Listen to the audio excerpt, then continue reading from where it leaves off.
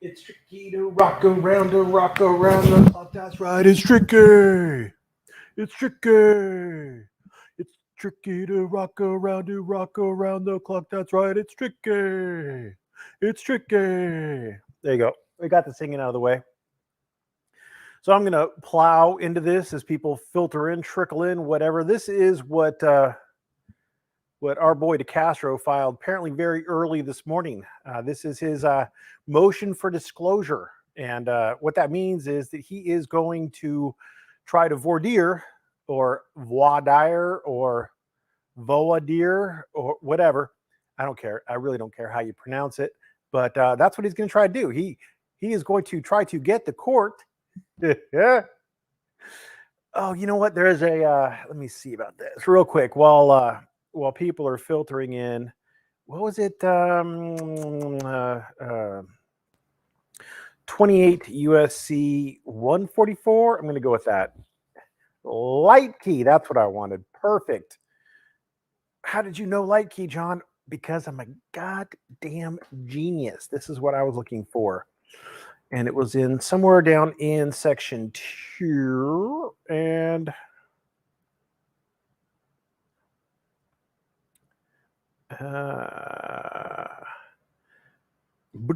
that's what I'm looking for. All right. And we got the guy with the huge name. And okay, so let's jump into it.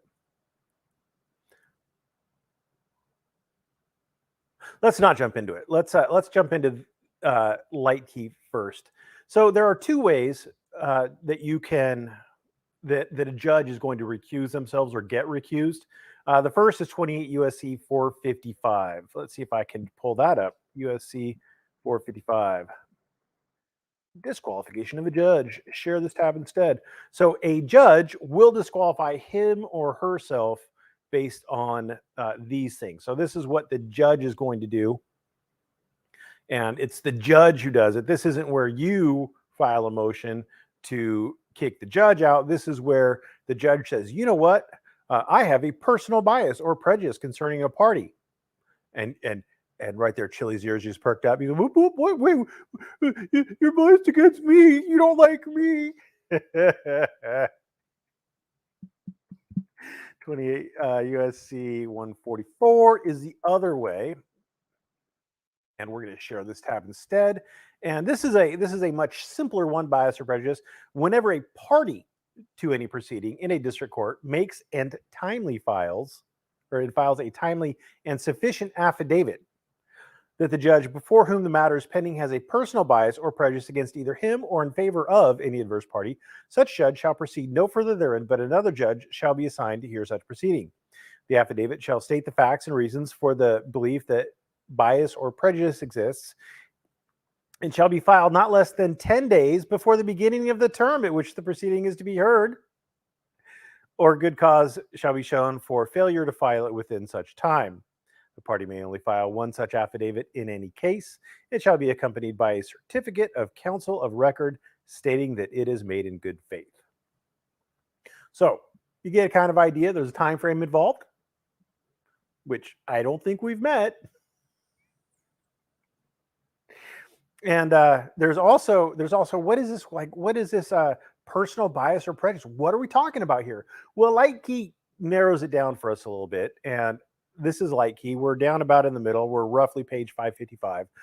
The fact that an opinion held by a judge derives from a source outside the judicial proceedings is not a necessary condition for bias or prejudice recusal, since predispositions developed during the course of the trial will sometimes, albeit rarely, suffice, nor is it a sufficient condition for bias or prejudice recusal, since some opinions acquired outside of the context of judicial proceedings, for example, the judge's view of law acquired in scholarly reading, will not suffice, since neither the presence of an extrajudicial source necessarily established biases, nor the this isn't what I wanted to read. Hold on a second. I think I got to go up a little bit.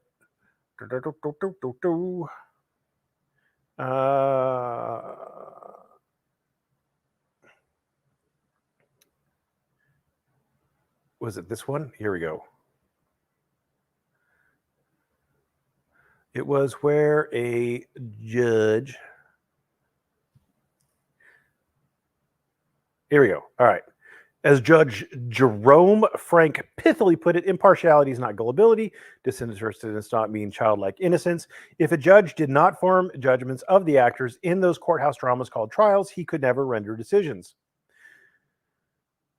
So the judge who presides at a trial may, upon completion of the evidence, be exceedingly ill-disposed towards the defendant who has been shown to be a thoroughly reprehensible person. But the judge is not thereby recusable for bias or prejudice, since his knowledge and the opinion it produced were properly and necessarily acquired in the course of the proceedings, and are indeed sometimes, as in a bench trial, necessary to the completion of a judge's task. So basically what you're looking at is like the stuff that the judge has to review, has to see, isn't what you're looking at to say, oh, prejudice. Now, what they pull up as an example of prejudice is where a particular judge said something about all Germans are terrible people, or oh, here we go. One must have a very judicial mind indeed, not to be prejudiced against the German Americans because their hearts are reeking with disloyalty. So that's an example of prejudice. That's the kind of thing that would get a judge recused for prejudice. The stuff that a judge learns in trial is almost never going to get him booted for prejudice. And judges don't have to answer voir dire. So with that kind of understanding, let's go through plaintiff's motion for disclosure. Plaintiff's soon to be denied motion for disclosure. I just wonder, my only thought is it just going to be a stamp denied like she did on in 115, or is she actually going to give a reason and just chew him out or something over it? That's the only question I have. It's going to get denied. The only question is how. Plaintiff Jose DeCastro, plaintiff or I, hereby moves this honorable court to disclose, number one, all ex parte communications concerning this action. What does he mean by that? Well, I'm assuming that he means any communications from other parties, or their counsel, to the court that were not copied in to Chile. Now, I don't think any exist because, for whatever smack I talk about Wish, that doesn't happen. And if that does happen, then the court would just post it, be like, hey, this was sent in, here you go. Just like the court did.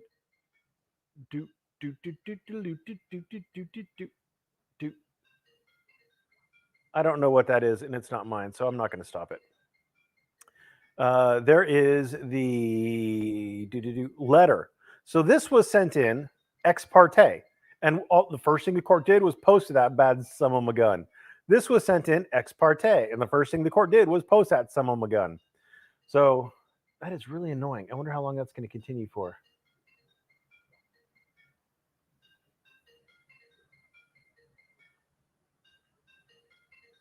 I don't even know where that's coming from.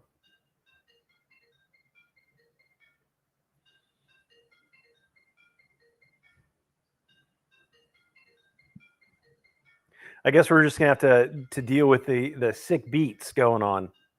So that's a silly thing to ask for. 2, any personal bias or prejudice that the court has against plaintiff. Well, what he's actually looking for is extrajudicial. Any pre-existing bias or prejudice the court had against plaintiff from the jump. Now, if the plaintiff had a pre-existing bias from the jump, then under 28 USC 455, the judge would have had to have disqualified herself. The judge did not do that. So basically, he's saying, I think you're a liar, judge. Why don't you go ahead and disclose what you should have disclosed earlier? And 3, the answers to the 2 questions below. 1, is Judge Burroughs a member of any law enforcement / police associations, including any and all contributions and awards? And number 2, what does Judge Burroughs know about plaintiff in addition to the record for this action? Now, I want to remind you that the record to this action includes links to every single YouTube video that Chile made up to and including sometime in, what was it, January? Or when was his last supplemental?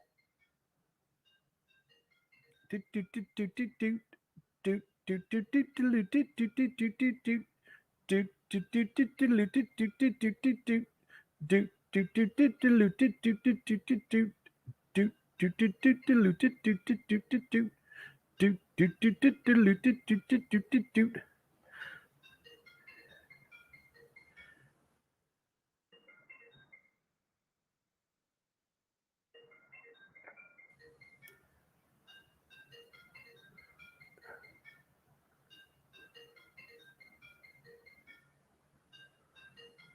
So it was sometime in December or so.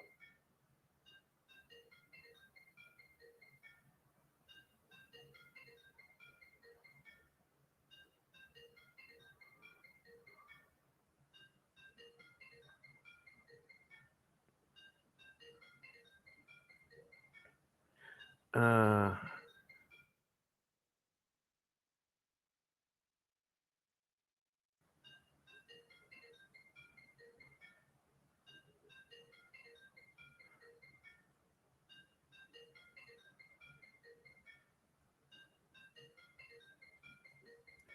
that was the leave to file it.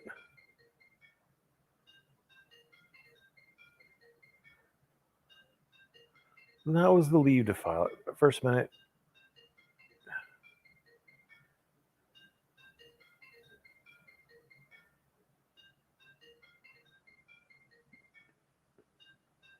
That is really fucking distracting.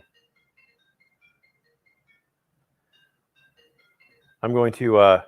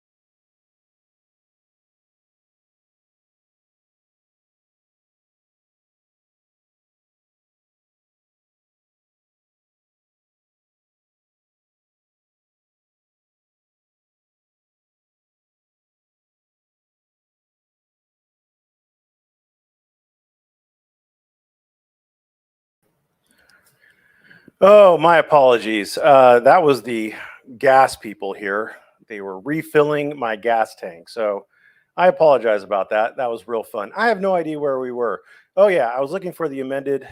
Anyway, so in one of the amendments, I guess it doesn't really matter which. I apologize for the delay. But in one of the amendments, there was a list like every single one of Chili's videos to date. So the court has a lot of chili in front of it right now. So that's really the point I'm trying to make.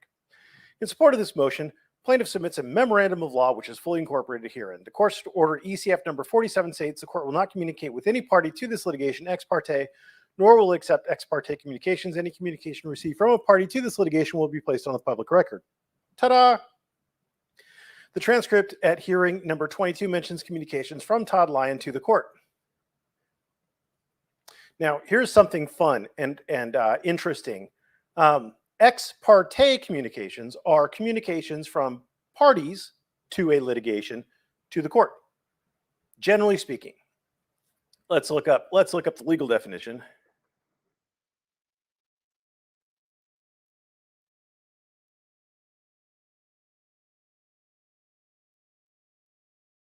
I guess it could be interested. That's here we go. Ex parte communications. Show this tab instead. That takes between an interested person. Oh wait, we're in something that's not that. Is there a Title 28? Is there a Title 28? 28 USC ex parte. What was that? Right there? That's not what I wanted. 28 USC.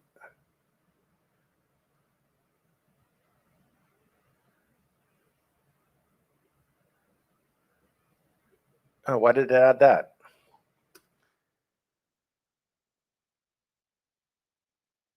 I'm not as familiar with the. Here we go.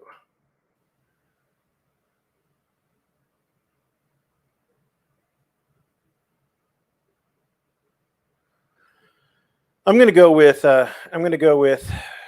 two things. Number one, it's not communication between the parties. If you look at just what we have on the record here, why can't I share it?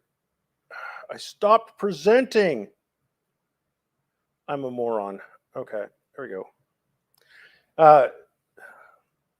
So first of all, ECF 47 came after 22. That's number one. And number two, the court said parte or party. So any communication from a party to this litigation will be placed on the public record. The transcript of the hearing at ECF number 22 mentions communications from Todd Lyon to the court.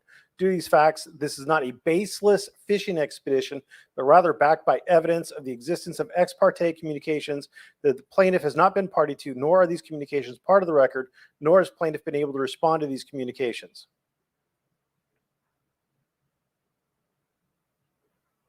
You know what? That is not an uninteresting point. That is not an uninteresting point.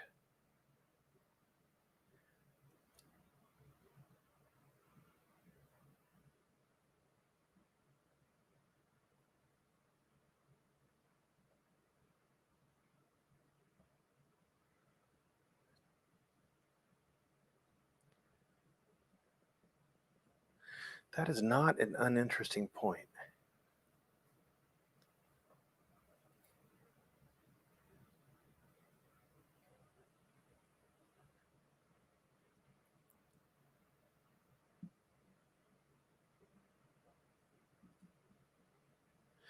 The transcript mentions communications from Todd Lyon to the court.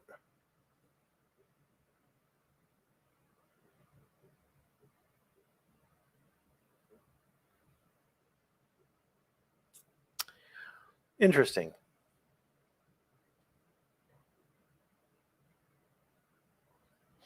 Interesting. This is a case of first impressions here.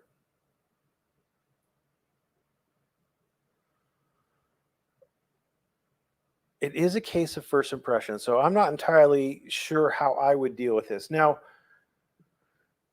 my recollection of the Todd Lyon stuff is that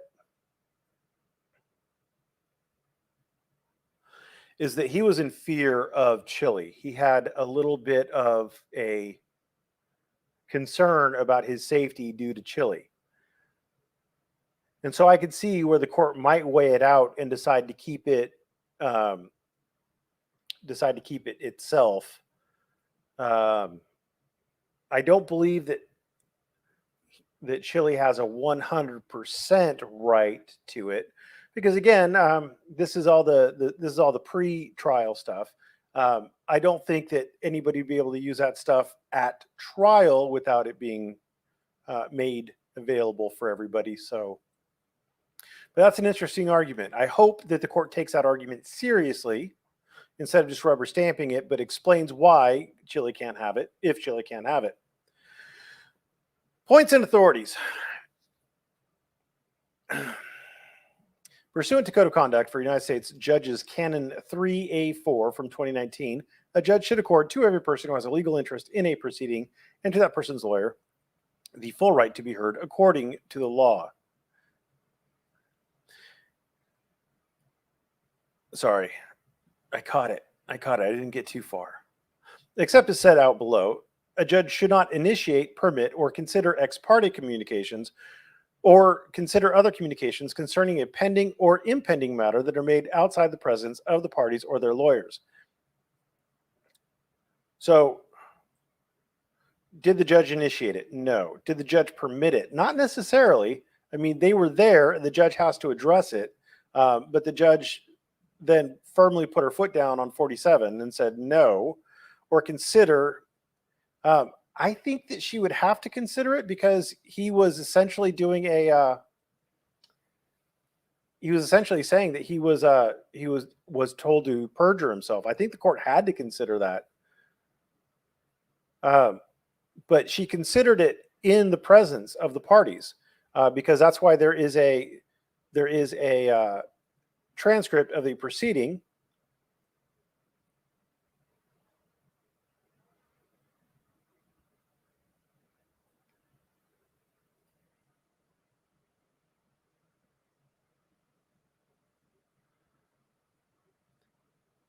Held in front of Judge Patty B. Saris. So Judge Patty B. Saris contemplated it.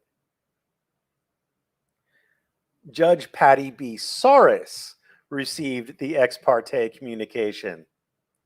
Huh. Oopsie doodles.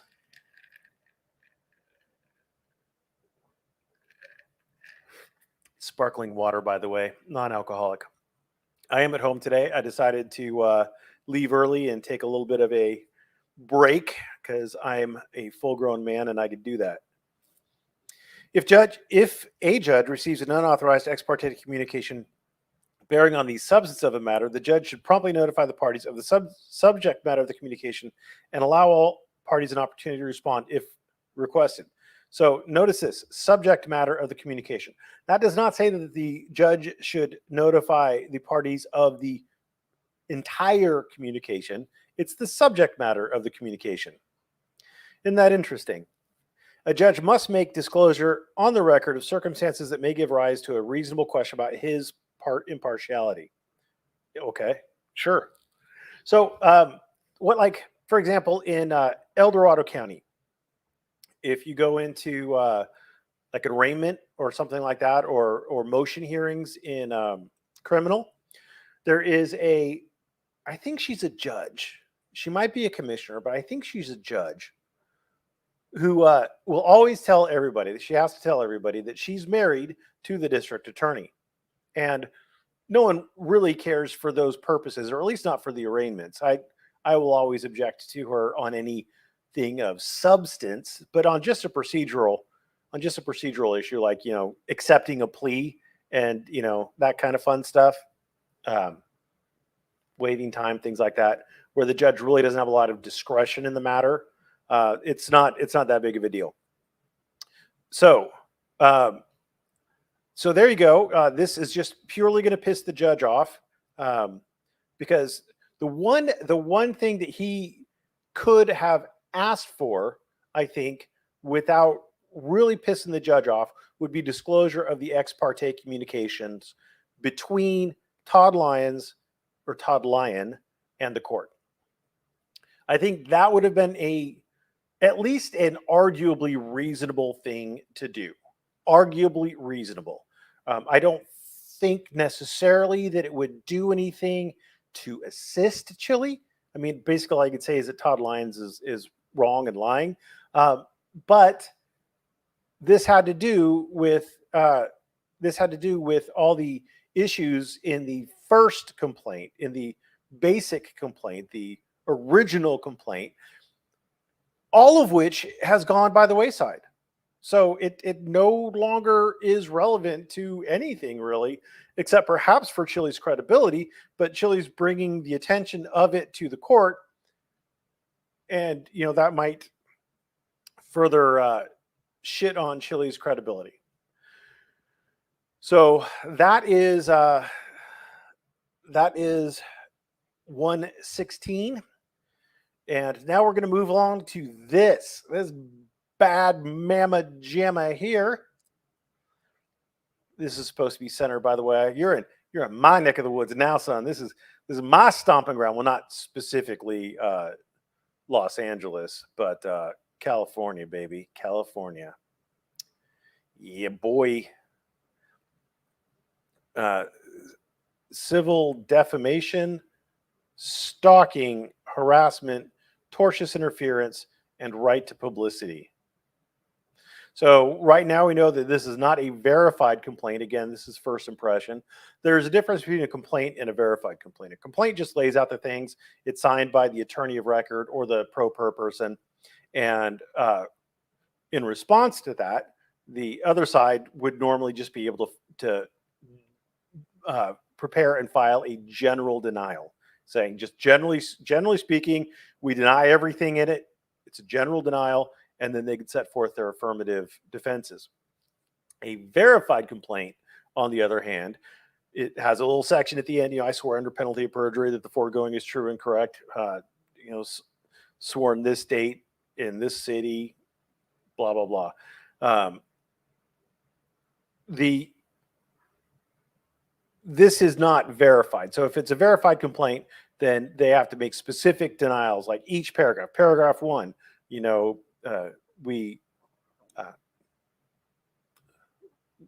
if they don't deny it, they God, what words are hard right now.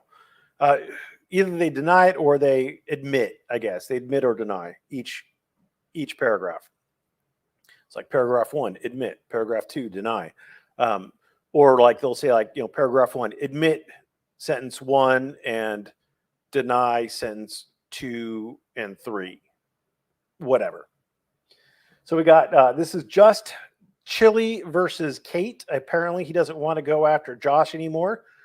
So between Kate and Josh, apparently Chili wants to hate fuck Kate more. So that's good for Josh and that's bad for Kate, because this is going to cost Kate a little extra money. Or if I wish probably isn't going to be representing her on this unless he like pro hack Viches into California, and that would be interesting. So we'll see what happens there. Introduction. Well, no, let's start off. It comes now. Jose DeCastro, plaintiff or I, hereby brings this complaint against the above named defendants and requests a settlement meeting and or conference. Like right out the gate. Let's get a settlement meeting going on up in this bitch.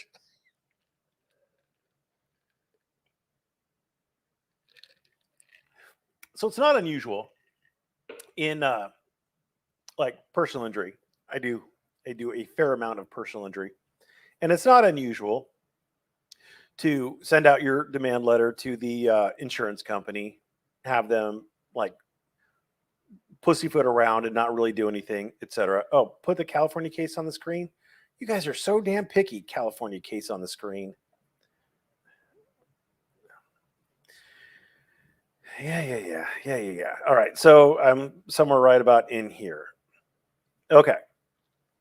So it's not unusual in civil, like personal injury. The insurance company will dick around and then you'll be like, okay, motherfucker, let's get this ball rolling. You'll file your complaint, and that gets an attorney involved. And that's good times to get an attorney involved, because an attorney, unlike just the insurance adjuster, will be able to value the case a little bit more appropriately, and will be able to apply a pressure on the defendant side to get this shit done. So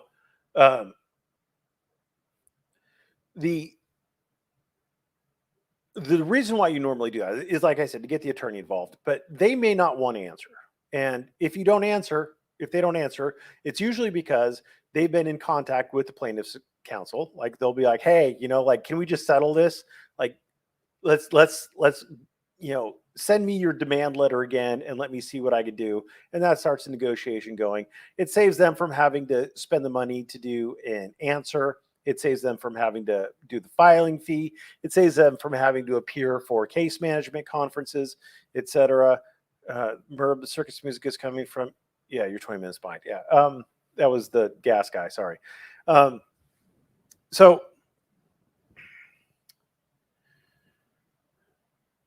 the there's not always, sometimes you will like just go straight into mediation or something similar to mediation, not a settlement meeting or conference. It's called mediation, where you can actually, agree that, okay, so you filed this, but we're going to like hold off on this. We're going to kick this can down the road, and we're going to agree to mediation because it's a reasonable thing to do. You're reasonable, I'm reasonable.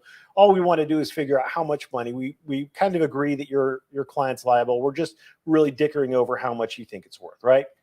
But Chili's not reasonable. And so I don't know why he thinks that if he asks for it enough that all of a sudden Kate's going to be like, "Oh, hell yeah, brother, let's go ahead and negotiate on this."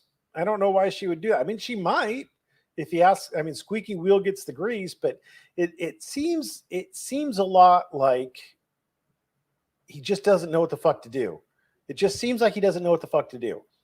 So, introduction. Got to have a good introduction. Got to waste time with introduction.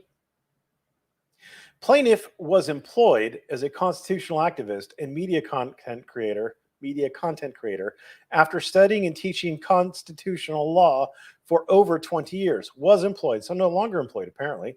Who was his employer? That's a great question. I don't know.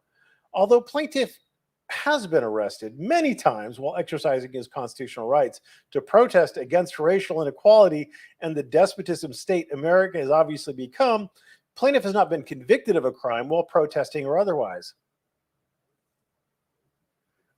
Now, I remember something about Chili stealing jeans in Portland. I remember something about Chili stealing jeans in Portland. I've seen something along those lines.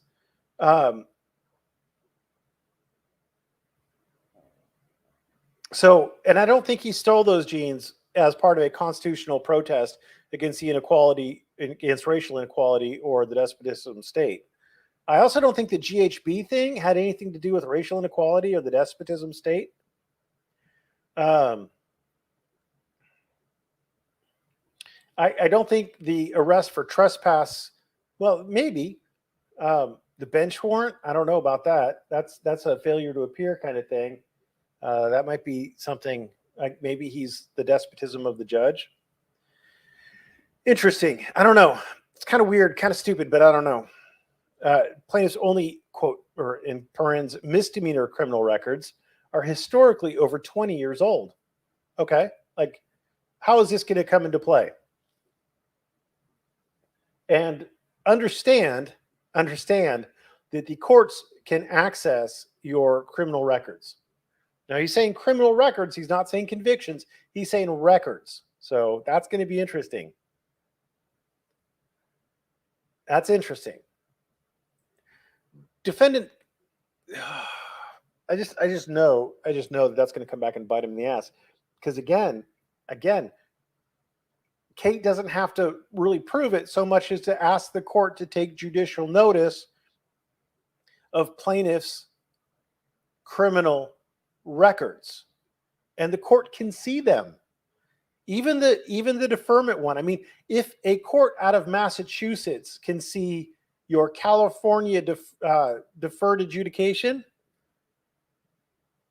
you could best damn believe a California court will. Like, what are you doing, dude?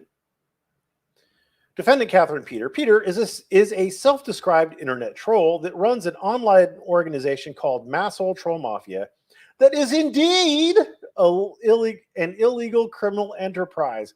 Well, that right there, by the way, could be defamation, accusing someone of committing a crime, running an illegal criminal enterprise. That could be defamation. Now, I don't think that defamation is costing Kate any money or subscribers or anything like that, but it could be defamation because there's no proof. She has not been charged with, arrested for, or otherwise indicted for running any illegal criminal enterprise. It's just Chili asserting it out of nowhere. Trolling is not simply with harmless online pranks. What does that sentence mean? Trolling is not simply with harmless online pranks. Trolling includes, but is not limited to, harassing, stalking, and vandalizing targets. Do these have legal definitions? Peter identifies a target. In this case, the plaintiff is the target, and then the criminal activities begin. What specific criminal activities? Peter has done this for years. Plaintiff has vowed to be I vow to be the last victim of Peter's illegal activities. Oh my God, he's Jesus Christ. He is literally Jesus Christ sacrificing himself to save humanity from the vile, vile activities of Peter. All Peter need do, all Peter need do, reading is hard. All Peter need do is identify a target, and the nightmare for them happens in an amorphous action of the organization's members hiding behind internet anonymity as well as state and country borders for protection.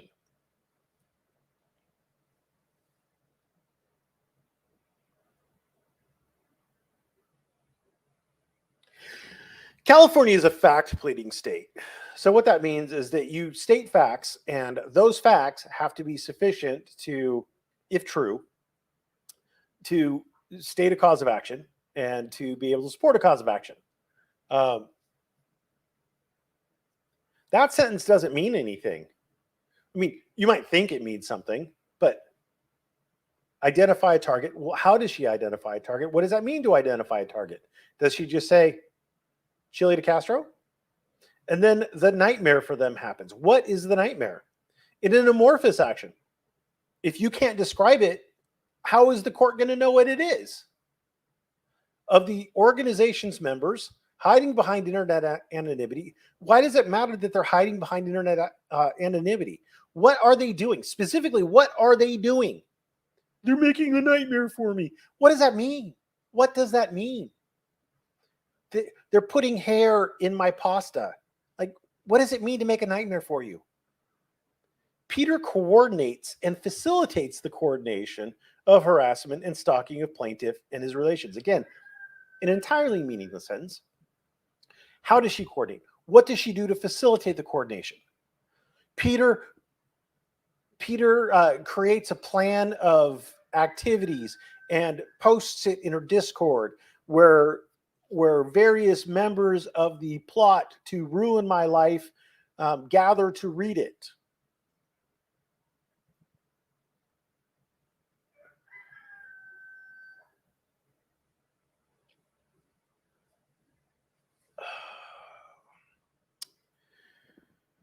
Peter herself and through her agents. So now you have to identify the agents. You have to identify the agents before you say what the agents do. These people are her agents. They are her agents because she has done X, Y, or Z. Agent is defined in California law. You could find, I'm not going to do it for you, but you could find a definition for what an agent is in California law. And then you could apply it to these various people. And you could say specifically how she does and what she does it, how she does things, what she does, how she does them, etc. When she did them, Peter, herself and through her agents, have conspired together. Conspiracy in and of itself is not a crime. Conspiracy to commit a crime is a crime. But conspiracy in and of it's one of those things like, oh, what's he guilty of? Conspiracy. And then you have to ask, conspiracy to what? They've conspired together. Oh, well, we're going to get to it, apparently. They've conspired together and committed the following crimes and torts on plaintiff. Crimes.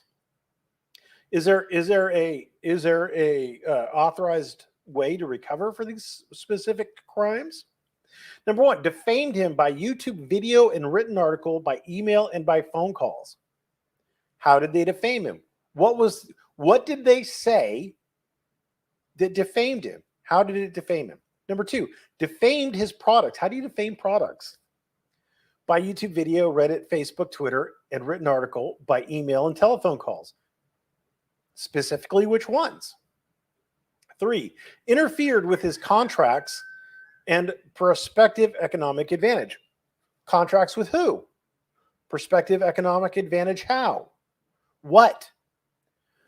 4, stalked him online and in person, harassed him online and in person, trespassed, assaulted, and battered him. How do you trespass him? And is it a tort? Like if they say you can't come onto my property, how is that a tort?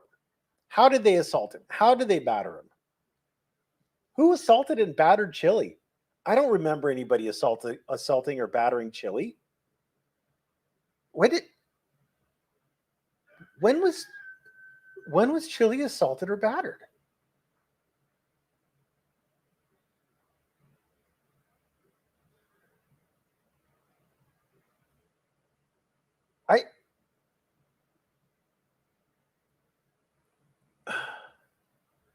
Am I missing something? The only when she slammed her tit into his shoulder. That's right.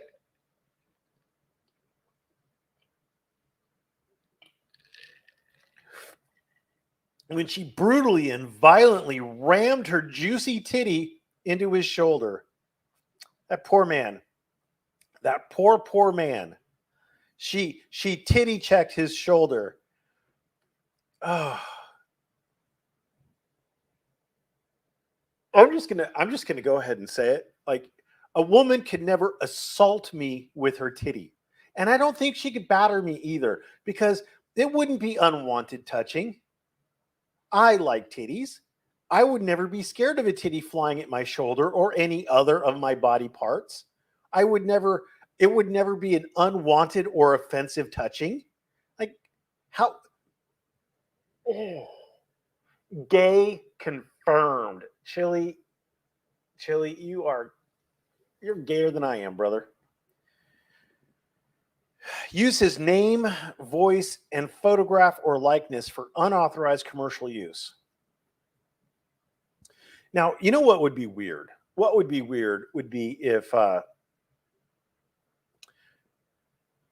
every time, like Kanye West was in the news fairly recently, if every time a news article that used his picture to write, to headline a story about him, if he could sue each and every one of those newspapers for using his name, voice, and photograph or likeness, I mean, that dude would be, all the money he lost would be right back, dude. Like, right back. But yet he didn't. And he's got a lot of very expensive lawyers.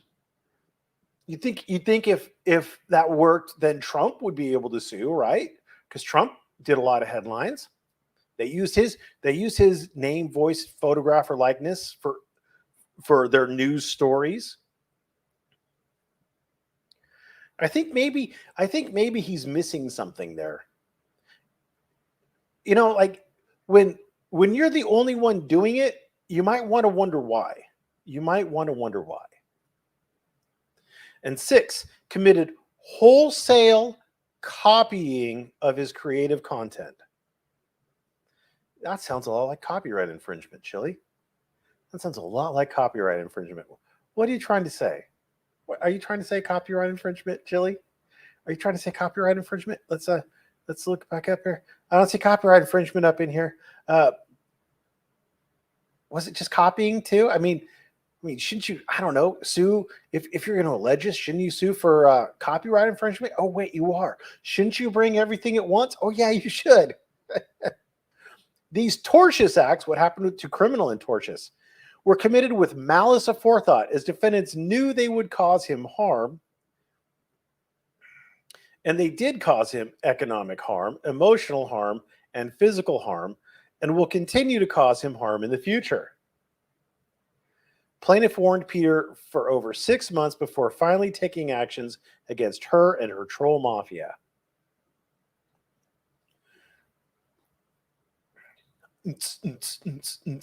We're going to do a little research here. You know what? You can even go along with me. It's California Code of Civil Procedure, and it is, was it civil? I always get these backwards. Is it the Civil Code or Civil Procedure? And It's like 19 something. So punitive. Maybe it is code of. Maybe it is code of civil procedure.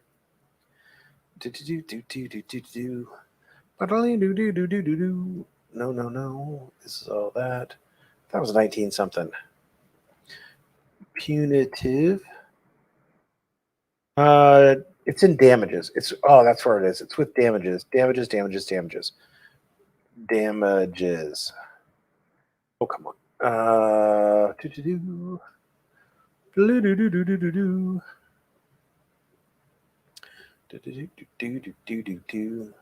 It's in the pleadings. All right. Demanding relief. And then general provisions, and then you've got to say the dollar amount in except separate statement for punitive damages, right. And and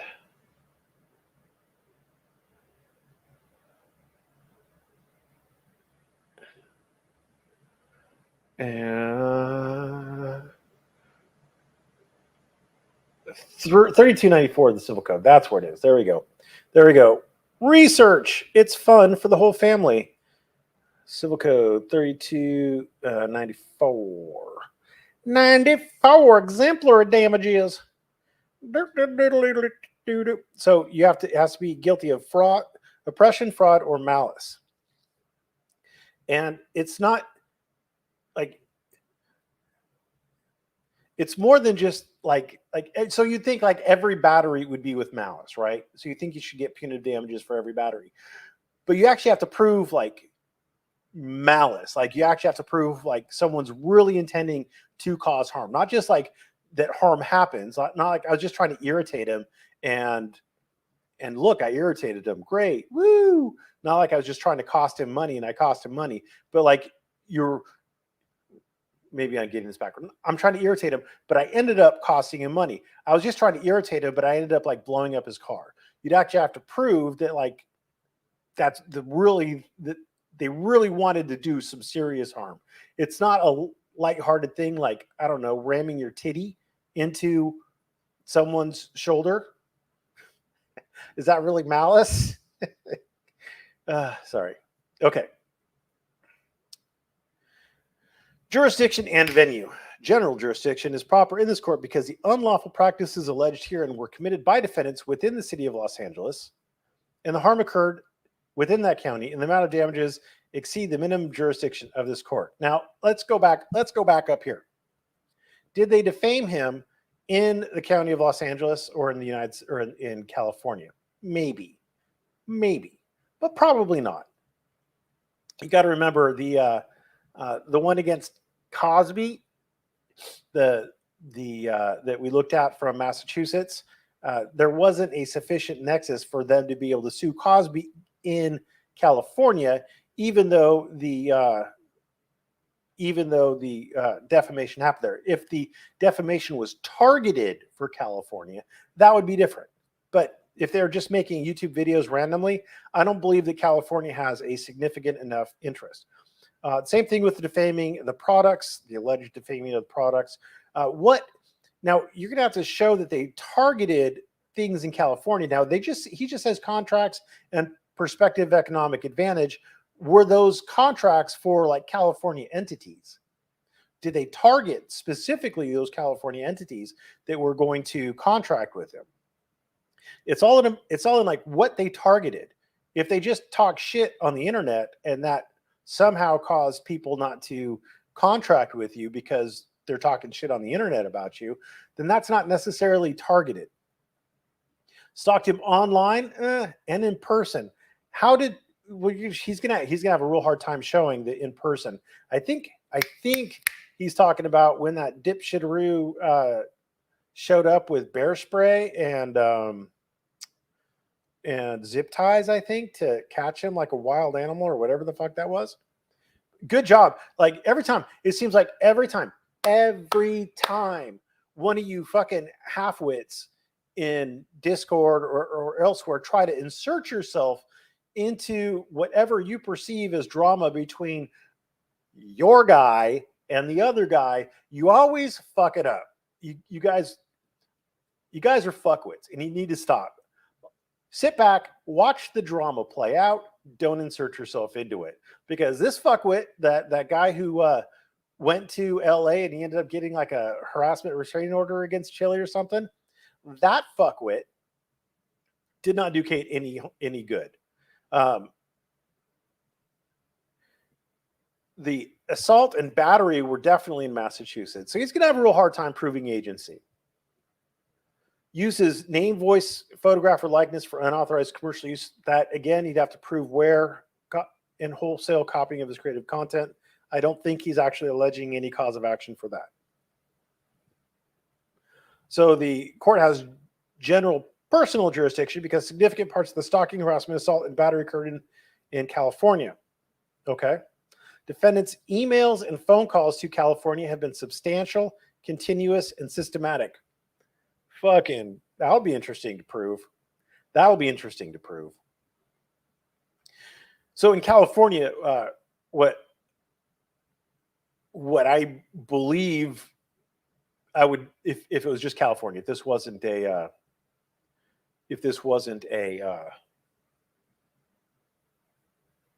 something where Kate would want to take it to federal court, if it was me and I was representing a client who was in California and subject to California law, and he was bringing this, one of the things that I would do is I would do a demur, and then I would do a motion. Well, then I would do discovery. I'd do requests for admissions, and on each one, I'd ask him, like, admit that this is wrong, like admit the defendant's isn't wrong, and then he'd deny it, and then I'd submit a form interrogatory. I think it's this general one. I think it's like is it 17.1? 17.1. For each one that he doesn't admit outright, he has to submit all the facts on which he bases it, all the people who have knowledge of those facts, and all the documents that contain those facts. And make him show is proof. And he wouldn't be able to. And then based on that, I would do a motion to strike, and I'd strike hella shit out of this. Anyway, it would not be fun. It would not be fun for him to play with a real attorney in California.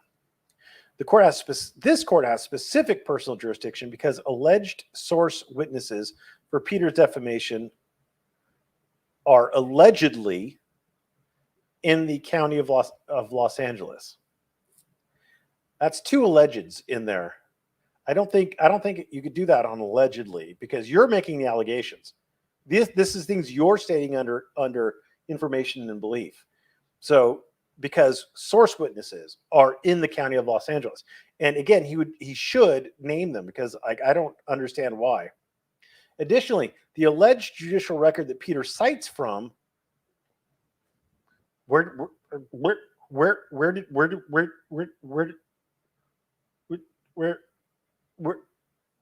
did I miss something?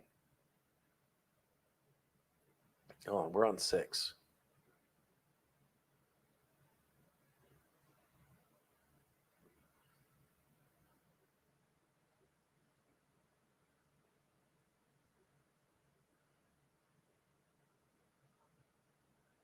What in the...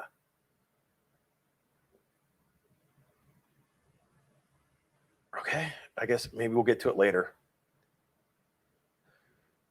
And why are we citing U.S. Supreme Court cases? California has an extensive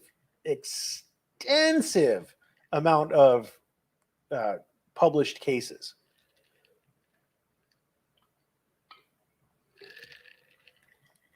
In fact, California published opinions. Load. So you can actually search a stripped down version of LexisNexis for published opinions. And it's got all the published opinions in here. And there you go. So why you would need to cite a United States Supreme Court case when California gets to determine what California will look at, what California will entertain, California gets to make that decision for itself. The Supreme Court doesn't tell California what cases California has to allow into its court. Venue is proper in this court in the California Code of Civil Procedure 395 because plaintiff is a resident of the County of Los Angeles and the events or omissions giving rise to these actions occurred in the County of Los Angeles. Additionally, this court offers online filing, which makes it more convenient for foreign parties that are part of this action due to California's long-arm statutes.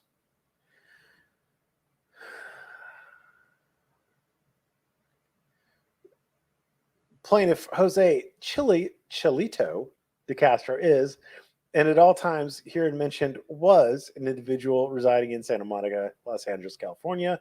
Plaintiff operates the YouTube channel Delete Laws. Plaintiff is informed and believes, and on that basis alleges that defendant Kate Peter is an individual residing in the state of Massachusetts, County of Bristol. Peter operates the YouTube channel Troll Mafia Official.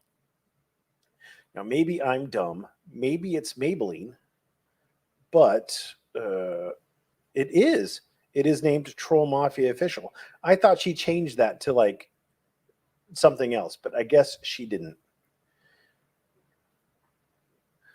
All right, let's not get lost. Peter, we're still talking about parties. Peter has said in the past, when harassing and stalking plaintiff's family members, plaintiff's investors, and other associates, that she did not act alone. Rather, she conspired with others through the doctrine of agency, did cause this harassment. Rather, she conspired with others or through the doctrine of agency did cause this harassment to occur. This, again, these sentences sound like they're stating facts, but they're not. Who, what, when, where, why, and how. Peter runs an online organization called Masshole Troll Mafia, Masshole, that is indeed an illegal criminal enterprise that trolls, harasses, stalks, vandalizes, assaults, and batters targets that Peter identifies. All Peter has to do is identify the target, and the trolling happens in an amorphous action of the organization's approximately 3,000 members.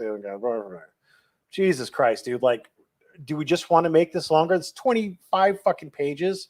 We're on page 4. Does this need to be longer? Peter coordinates and facilitates the coordination of harassment and stalking of plaintiff and his relations. The true names or capacities, whether individual, corporate, associate, or otherwise, of defendants DOE 1 to DOE 30, inclusive or unknown to plaintiff, who therefore sue such defendants by such fictitious names and will amend this complaint to show their true names and capacities when ascertained.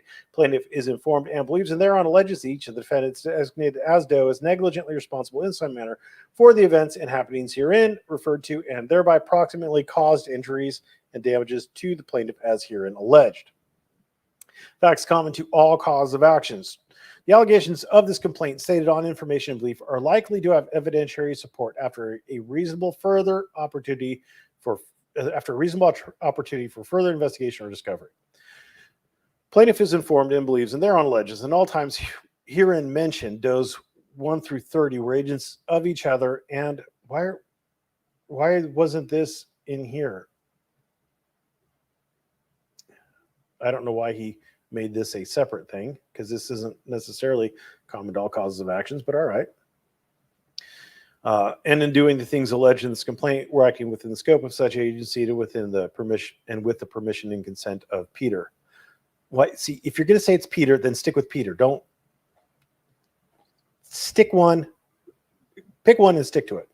Peter is the owner, operator, and a user of a group messaging platform on the Discord service, Discord.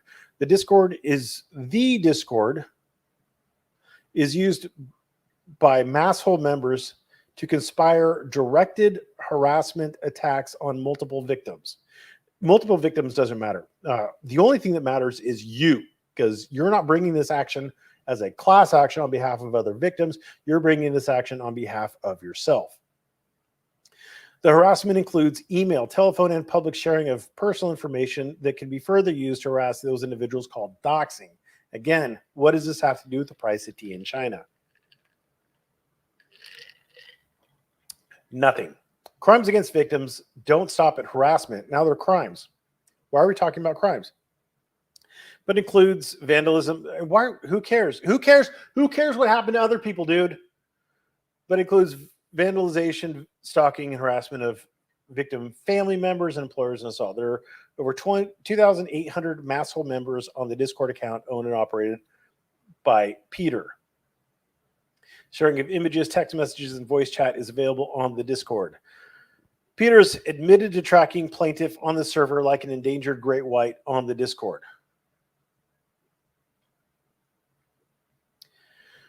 All right, so we have first cause of action, libel, slander, and false light. So we're squeezing 3 into 1. Why not? Why not? First, why not have first, second, and third cause of action? I don't know. Chili, you fuckwit. I mean, why can't you even just split your goddamn causes of action into separate and distinct things? Because libel requires a writing. Slander requires speech. False light is a completely different thing. Well, it's still like in the defamation kind of category, but it's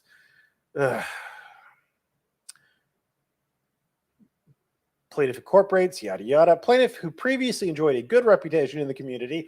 Citation needed. This motherfucker came running to YouTube after getting run out of, TikTok because he was a racist. And he was trying to be the great white savior for the black community or some shit. And everybody, all the black community were like, hey, wait a minute, man. You're a fucking racist. Get the fuck out of here. And Chili's like, oh,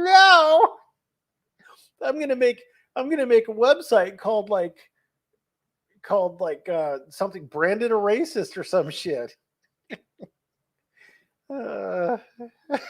Jesus fucking Christ. Oh, that guy just kills me. He was defamed by defendant's assertions he once sold the date rape drug and might be a snitch, will sue us for mocking him. Well, number one, you sued him for mocking you. So that's out.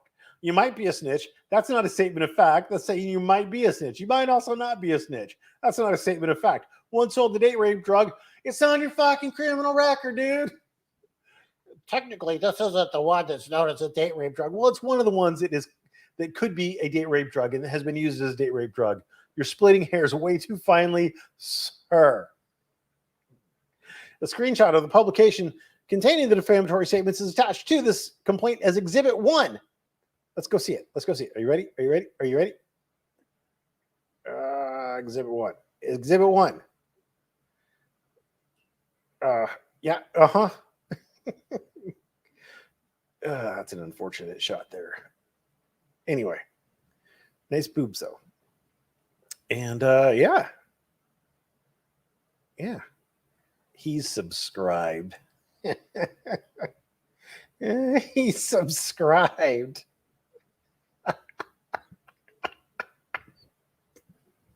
Oh, this motherfucker's subscribed. Holy Jesus.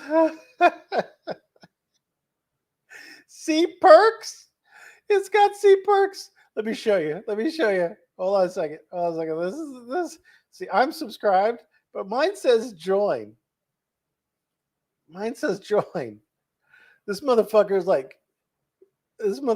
is like the full-on pay to play shit. He's got C perks. This motherfucker, he's paying Kate.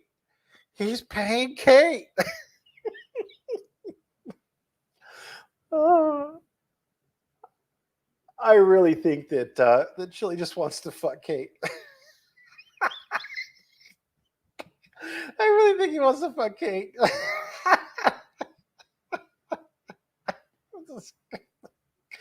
Oh, Jesus. All right. We're going to get back to this.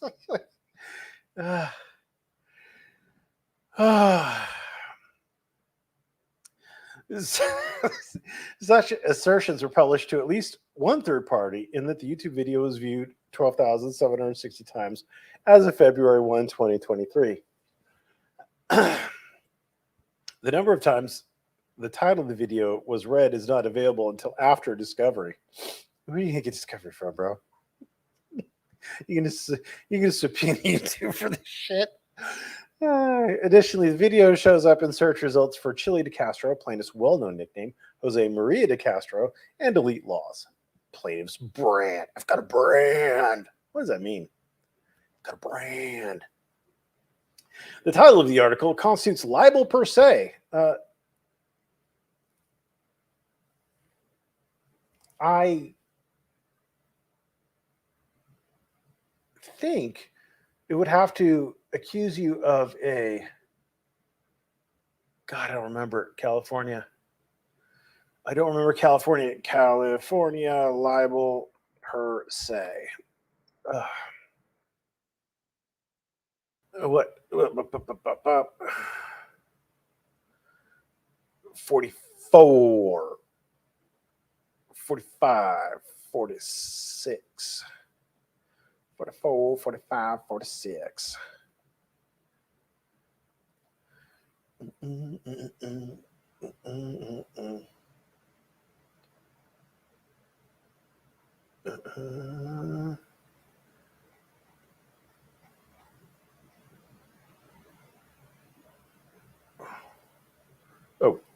Hold on a second.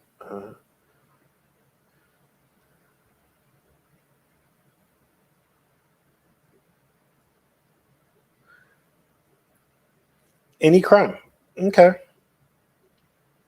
Any crime. So, sure, it is, unless it's true.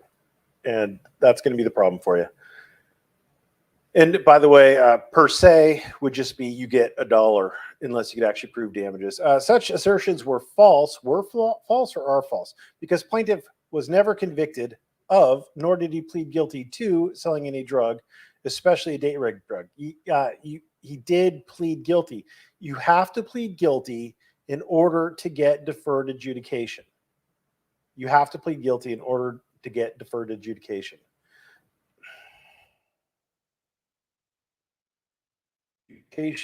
California, plead guilty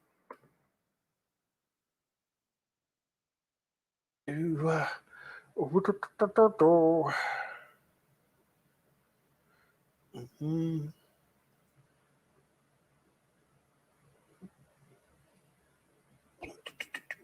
penal code. It's in here somewhere.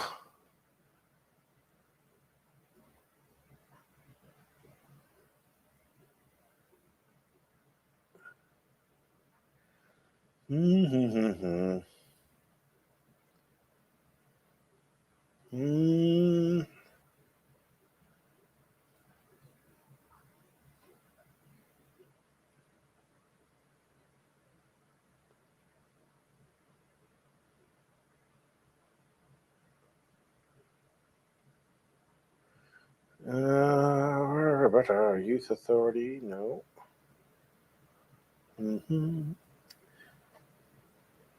Oh, please. Does that mean you have to take my word for it? I don't remember where to look for that.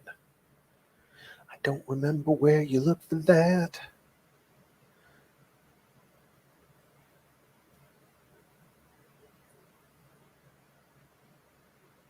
Well, here we go. Let's just do this. So I don't remember exactly where it is, but this is from the Superior Court of Sacramento. This is their website. And how does it work? You will be required to enter a plea of guilty or no contest, and an alternative sentence will be deferred. So it is, you have to plead. So in order for Chili to have done this, he would have had to plead. In California, he would have had to plead. So he did plead guilty or nolo, one of the two. So he had to. I don't remember where the statute is, but he had to. And I don't want to waste any more time looking for it. So in fact, in the video, Peter claims that she is unable to get a record from the government. Yeah, because it's sealed, but the court will. Instead of recognizing that the record doesn't exist, which is different because it's sealed, it does exist. To add to the sting of the story, she asserts that this must mean that plaintiff is a snitch. Must mean? Did she say it must mean? But one of the fun things is if you lay out all the facts that lead you to the conclusion, then the conclusion itself isn't defamatory. So if you say, I can't get the record because it's sealed, I think that plaintiff is a snitch, or that DeCastro is a snitch. It's not defamatory because you're stating the underlying reasons that led you to that conclusion. Even Peter's record from Ben Verified shows only an arrest and not a conviction. Well, you don't know all the records she has, but the fact that a Massachusetts court saw it means the California court's going to see it. As an activist, or a federal court will see it. As an activist, plaintiff is often arrested, but has not been convicted. Has not been convicted. Has not been convicted. I'm pretty sure you were convicted for stealing pants in Oregon. I could be wrong on that, but I definitely remember something about stealing pants in Oregon. So, yeah. As an activist, plaintiff is often arrested, but has not been convicted. And this country's constitution is based on the principle of innocence until proven guilty. Well, thank you. The arrest record that Peter pulls from Ben Verified shows POS, PURF, sale, narc, C, sub. Like, why are you arguing that Ben Verified is wrong? The court can take judicial notice of your criminal record. To add to the sting of the story in excess of the alleged judicial record, Peter alleges having spoken to 4 witnesses in Los Angeles County that say the drug involved was GHB. Peter, with even additional malice to add more sting than the actual story, falsely asserts that GHB is primarily used as a date rape drug. Okay. It'd be interesting to know where she said that. That'd be interesting to know. You'd think if she said it in the video, you'd be able to quote it, but she didn't. As a direct and legal result of Peter's publication of false assertions, plaintiff has suffered the following damage in respect of his property, business, trade, profession, or occupation.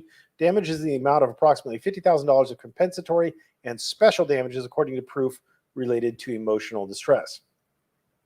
So,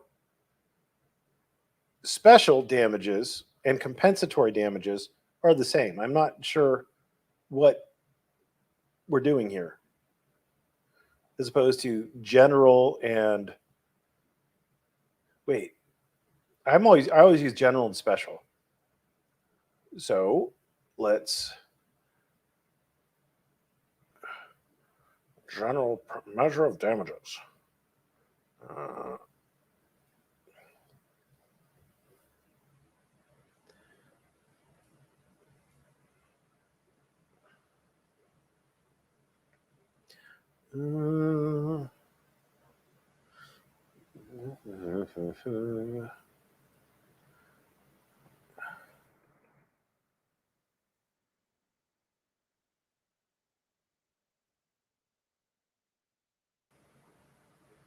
So general damage and special damages are both compensatory.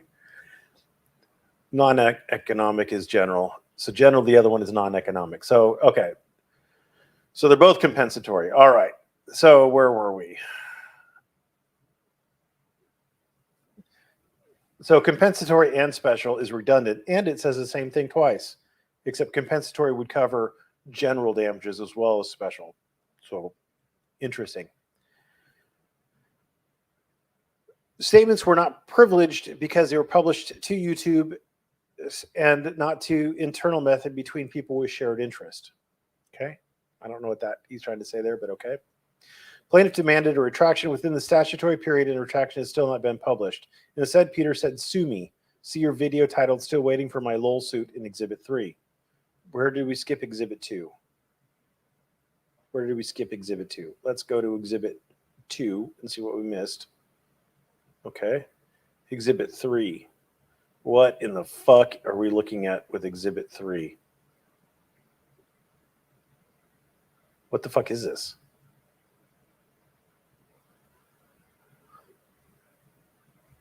What?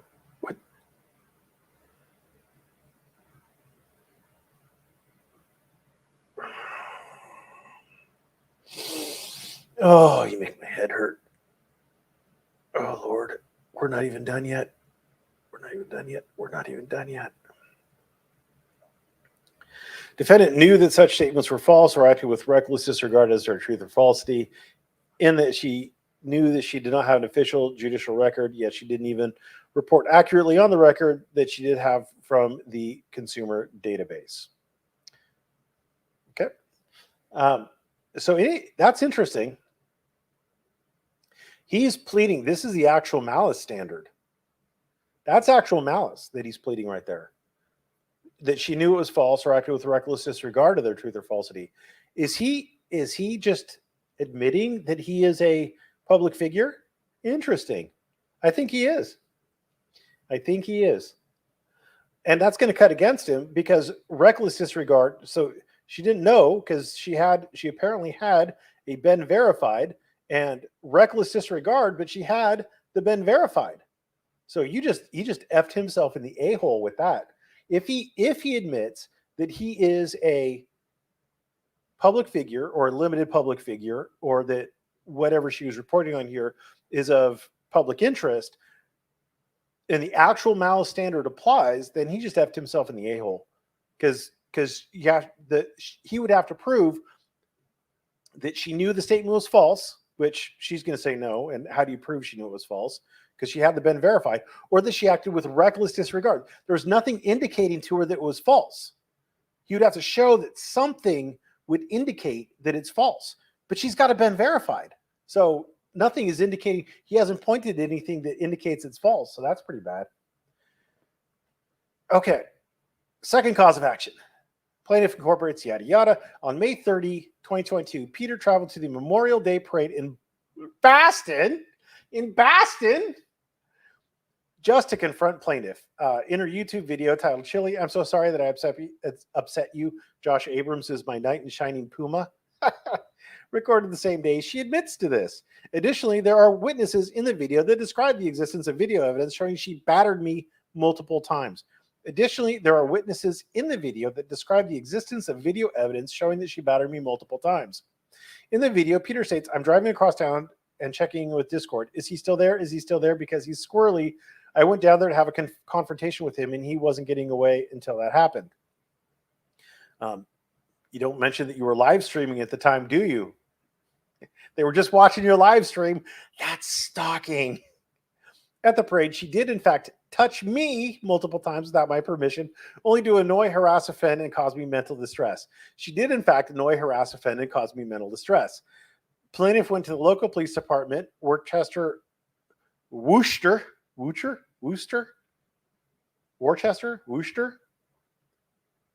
I have no idea how to say that.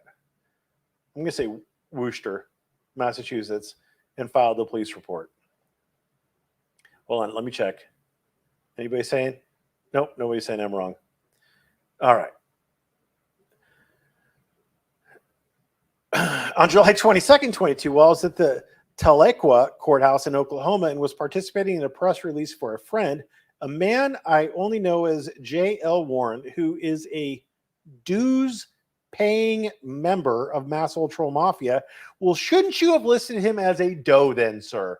Shouldn't you have listed him as a doe? You are required to put on your complaint every person whose name that you can identify, and you should have listed him by name as J.L. Warren. And then you could amend your complaint later to name him more specifically when you know his first and middle names. But you didn't. So that could be a problem for you later if you try to amend your complaint, at least if it stays in California Superior Court, which I doubt it will.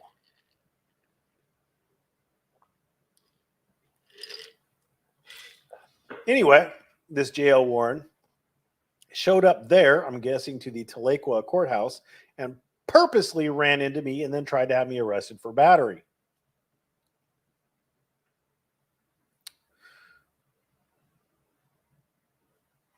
Mr. Warren has written me dozens of emails and hundreds of text messages harassing me. I've clearly stated to Mr. Warren that I wish no contact with him and that I'm not interested in interacting with him. On the same day he purposely ran into me, he called the police on me and tried to press charges against me for battery. It's like you've said that already once. I was temporarily detained by police.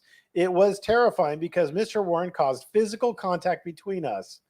Thus, I was unaware if I would be arrested or not. Mr. Warren continues to contact me to this day and proudly proclaims, quote, I am a paying member of Masshole Troll Mafia. You can sue me, Chili. Why haven't you named him? Why haven't you named him? Why haven't you included as an exhibit any of these contacts from him?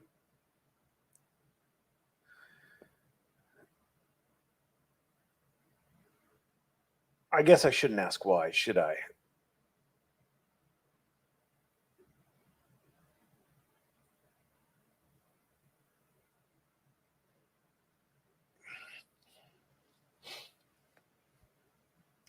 Third cause of action, trespass. I'm sure this is going to be in California. We've had nothing done in California yet, except allegedly contacting alleged witnesses. The double alleged. At several of the places where I have rented property, are we going to identify them? Are we going to identify them? Are we going to identify them? We're not. We're just going to say just several places. Okay. Magic. I have suffered trespass from Peter and her associates. Peter has trespassed. I didn't know if you guys knew this, but Peter has trespassed. Where they entered onto the property, what property, without permission, and committed harm against the property and myself to terrorize me, and in fact did cause significant alarm, fear, and cause damage to the property that required cleanup and repair. On August 8th, 2022, my van was stolen from my driveway. Where? Where was it stolen from? Your driveway? Oh, you own a house? You rent a house. From your driveway. What city or state was that driveway in? Masshole members on Discord have taken credit for stealing said vehicle, claiming they stole it. Which Masshole members? Why haven't you cited them? Why haven't you provided a picture of it? You provided a picture of the screen cap of the video that Kate did. Why haven't you provided this? You know that during discovery, Kate is probably going to request all of these things. And when you can't produce them, she's going to move to strike, or should. I don't know. Maybe she will. I don't know. I shouldn't say that. I'm not, full disclosure, I'm not representing Kate. So, but I'm assuming if she gets an attorney in California, or if Wish Pro Hack Vice is over, I'm assuming that at some point, Chili's going to actually have to provide evidence. Not just Chili said so, but some sort of evidence. Masshole members on Discord said this. Great. Produce it. Produce it. Authenticate it. Oh, you can't? I'm gonna subpoena Discord. Good fucking luck, dude. Like, this isn't the way the world works. On August 19th, 2022, in a video where Peter publishes the findings of Denver Metro PD on my stolen van, she published the address where I was staying in Denver on her Discord. Oh, so it was stolen in Denver, Colorado. So Boston, Oklahoma, Colorado, Massachusetts, Oklahoma, Colorado. When are we going to get to California? Where are we going to get to California? Oh. John.exe has stopped working. Soon after, Peter and or associate, somebody, Peter flew to Denver, Colorado to put a bag of dog feces in a car on the front door. Oh, my fucking God. Oh, this is the Nutella incident, isn't it? Oh, it's the Nutella incident. He's suing over the Nutella incident. I went to open the storm door, which had a lever-type knob. You're a lever-type doorknob. When I pushed it down, the lever came off the security door. Under my fingers, I felt a gooey brown substance. I immediately dropped the lever. It fell next to the bag of dog feces on my welcome mat. Next, my dog ran up and began licking the brown gooey substance. I yelled for him to stop. I smelled my hand. It was chocolate. I looked around. The handmade card at the door read, Kate always wins.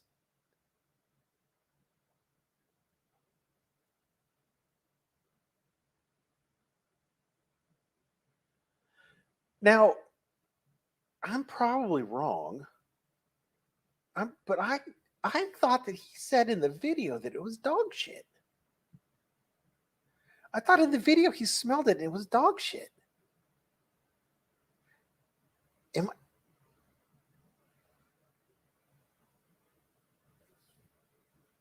Am I going crazy?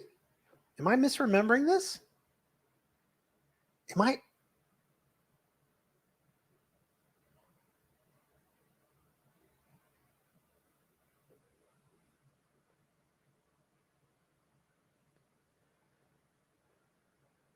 Maybe I misremember it.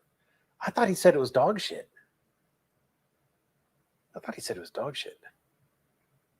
He said in the video it was Nutella. Okay, I am going crazy. All right.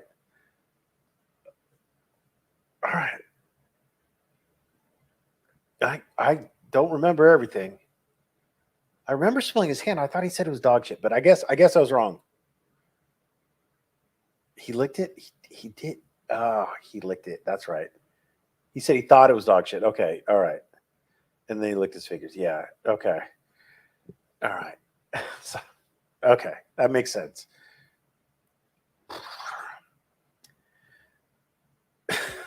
Jesus fucking Christ. He's suing over it. He's fucking suing over it.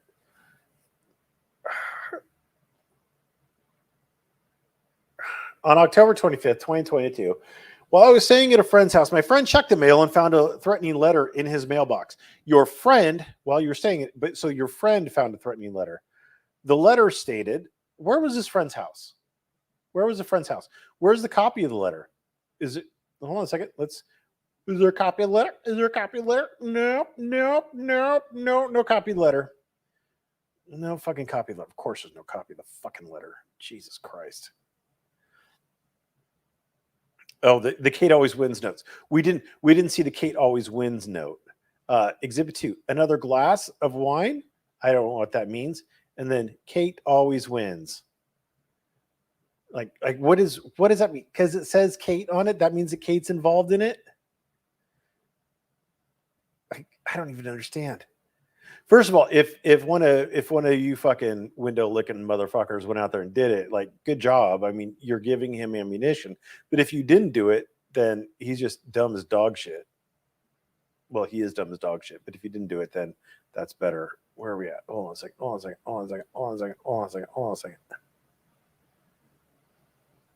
Where was it?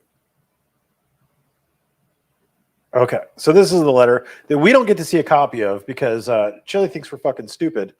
So he's just going to put it. I mean, he put the Kate always wins note there, but he can't put this, right? I mean, obviously, any attorney is going to ask for a copy of this. You know, obviously. The letter said, "Dear Jose DeCastro, I'm requesting you retract any and all lawsuits for a certain individual. If you proceed with the lawsuits, I will be forced to post your current address and location. Sir, these little games you play have gone too far, far, and you will be dealt with accordingly. You can run and hide, but we can find you anywhere and anytime. It wasn't hard to locate the address you are currently at, so tell Peter G. Hi. Address, correct address of my location redacted." Well, first thing in discovery, where was this friend's house located? Give me the address for it, you dumb shit.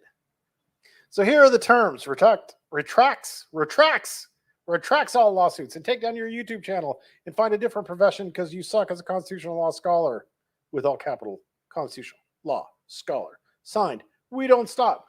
You know what's weird? You know what's weird about this? Whose MO is it to make stupid fucking threatening demands that people take down their YouTube channels and shit like that?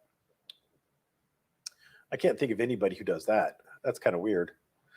While visiting a friend in New Hampshire and Boston in late August, early September. So we don't know where this one was in October.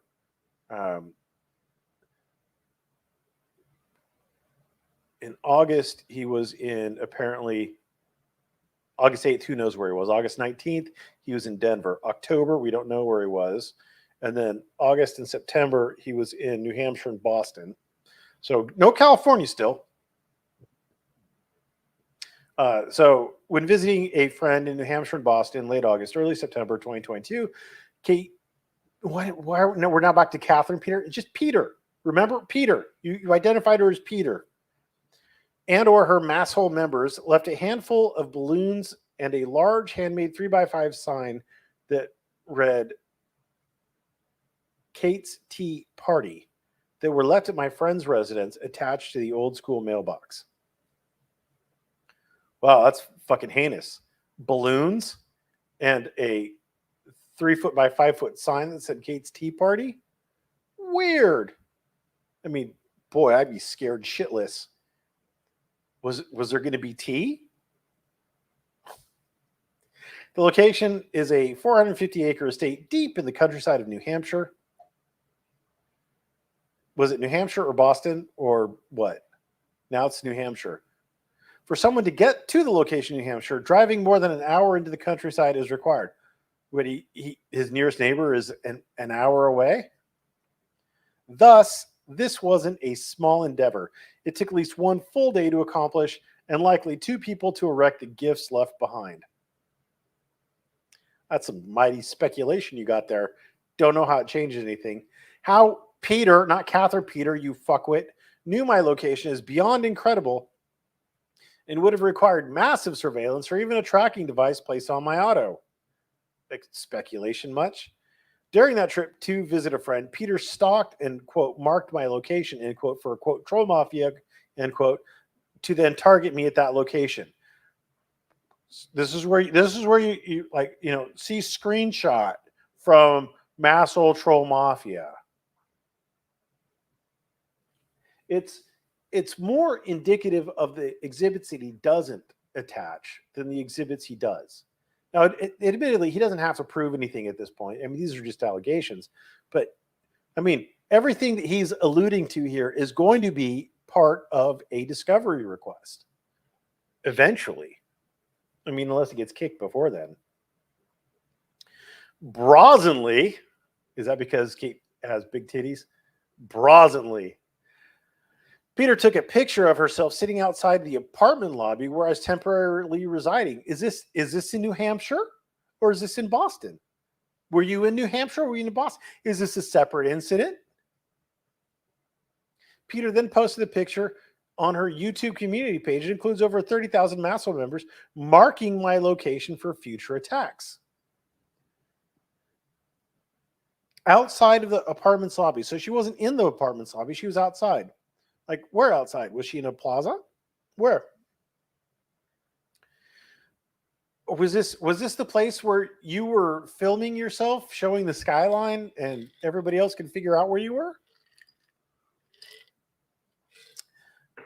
This is the reason DeCastro fled to the New Hampshire estate, only to be stalked and marked by Peter and her troll mafia again. DeCastro immediately left the estate in the East Coast after Peter had marked his location yet again. Fourth cause of action, harassment and civil conspiracy. KC, no, not KC. Yeah, KC 2023. Fuck is a civil conspiracy? Civil conspiracy to what?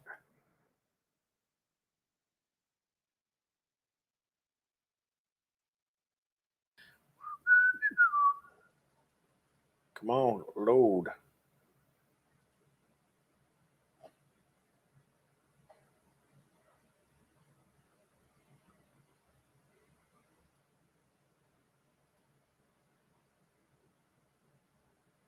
A complaint for civil conspiracy states a cause of action only when it alleges the commission of a civil wrong that causes damage.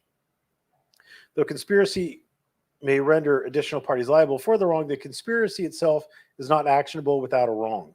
So it's a conspiracy to commit a tort, conspiracy to get together to do a tort. So harassment and conspiracy to harass. Peter made her first YouTube video harassing me. That I was looking at. Share this tab instead. We're going to zoom in. There you go. All right. You've seen it. You've seen enough. Peter made her first YouTube video harassing me on April 3rd, 2022.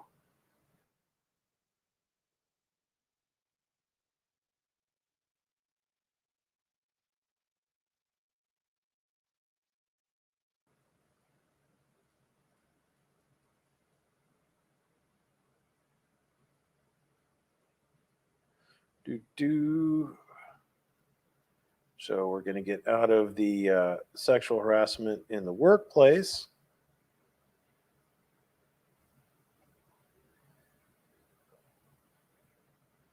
Sexual harassment in a defined relationship. Okay.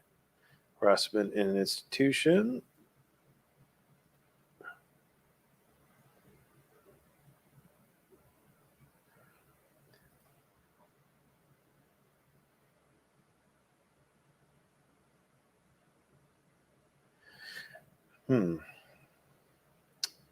So that's interesting. I don't know what exactly he's suing for on that.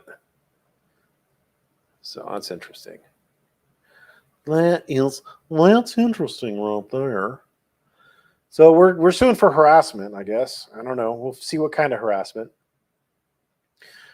Peter made a first YouTube video harassing me on April 3rd, 2022. The video is titled BSBT is insane. Delete laws grift. Turtle Boy goes full auditard. The video is over 1 hour long. The video said I was running a quote grift and a quote scheme, that I was a quote schmuck and a quote sovsit schmuck from YouTube. I mean, no lie detected. Next, on that video, Peter visits the product store on my website, degrading and disparaging my product offerings, including a t-shirt I sell, quote, a shitty Microsoft Word font typed t-shirt, end quote, which is not true. It wasn't a Microsoft Word font typed t-shirt. She continued to state, quote, I'm gonna recreate his shit poster and I'm gonna sell them for $48 and it'll be no profit whatsoever. It'll be exactly what it costs to print on Vistaprint, end quote.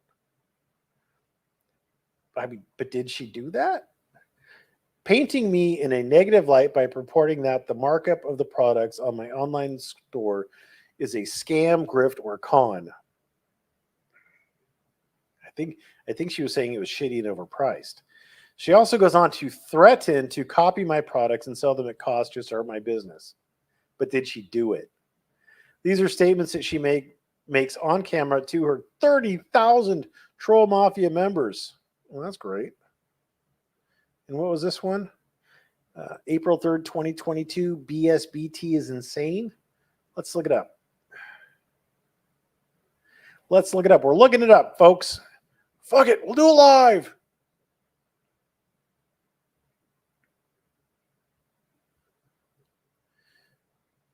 Views, 6,557. Oopsie fucking doodles. That's not quite 30,000, is it? Not quite 30,000 there, mister. Why is this so long? I don't understand why this is so long. She is fraudulently fraud. He's pleading fraud now. Representing my product line, several of other Peter's associates speaking during the video make various defamatory claims about me. You're ugly and your mom dresses you funny. Although the first video that Peter made was about plaintiff, who is not a public figure or a limited public figure,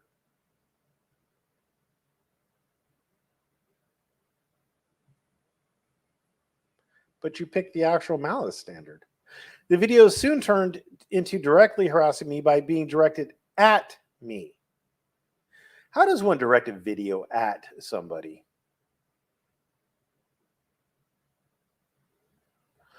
See the titles of later videos like, sorry, Chili, another one of your failures with more to follow. Well, did it have one of your failures in it? Was it a marketing scheme? Additionally, Peter has recorded these harassing videos, even in contempt of court orders in a federal lawsuit. Show her she's been in contempt. She hasn't been held in contempt yet. So that's a kind of a spurious statement there. Where has she been held in contempt? Peter published a video that said, among other things, quote, because you're a quarter of a man, in her video, quote, what to do if you get doxxed, Chili is a quarter of a man. A video that she made after a federal court judge, Allison D. Burroughs, ordered, among other things, quote, defendants are ordered not to engage in any threatening, harassing, illegal, or otherwise inappropriate behavior when dealing with each other, end quote. A motion for contempt against Peter is currently pending in that court.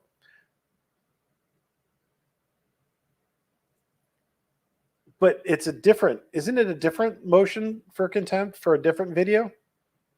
I believe it is.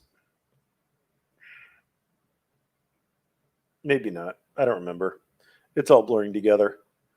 Peter's made 70 videos totaling over 170 hours of content about plaintiff. These videos did seriously alarm and annoy me and caused me substantial emotional distress and financial loss. On May 3rd, 2022, Peter and her associates called my phone approximately 100 times while I was recording a video that I was broadcasting live to my audience just to troll me.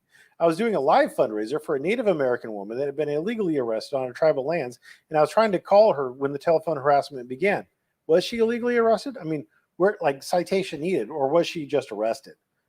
I mean, has it been proven that it was an illegal arrest? Peter and her associates were watching my live stream to determine when it would be best to harass me. For example, when I needed to use my phone, they called the phone approximately 100 times.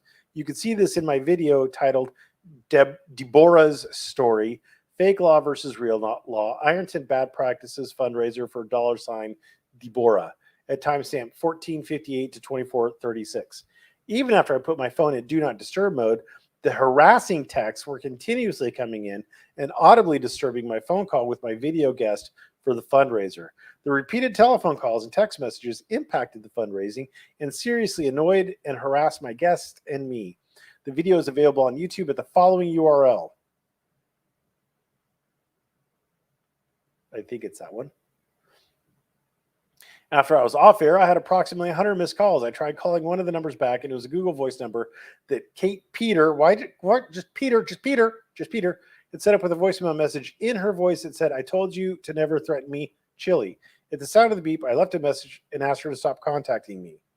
And I'm sure that you have, number one, the phone number. Oh, and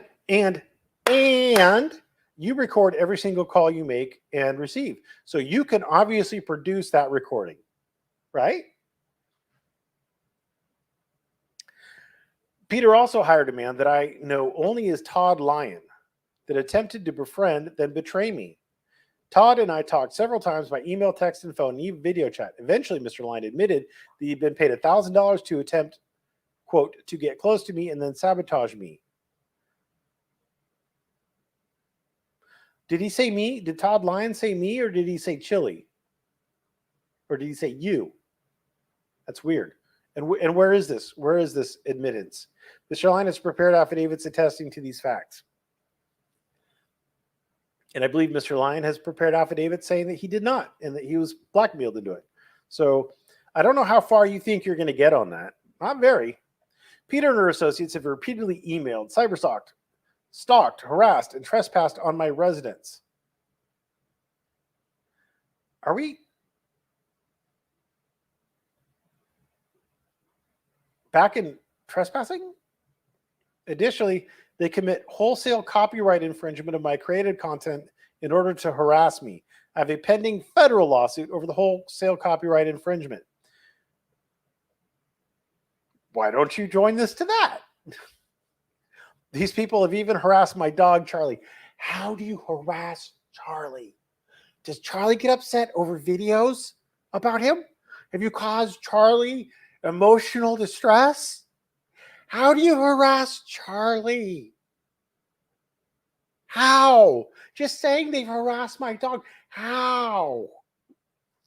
Defendants further refuse to honor any harassment, cease requests, or cease demands. There are additional events that discovery will reveal and proof provided at trial. The Massel members work together to harass me for clout in the organization and constitutes clear conspiracy. Clear conspiracy. The defendants worked together in an agreement to commit these wrongful acts.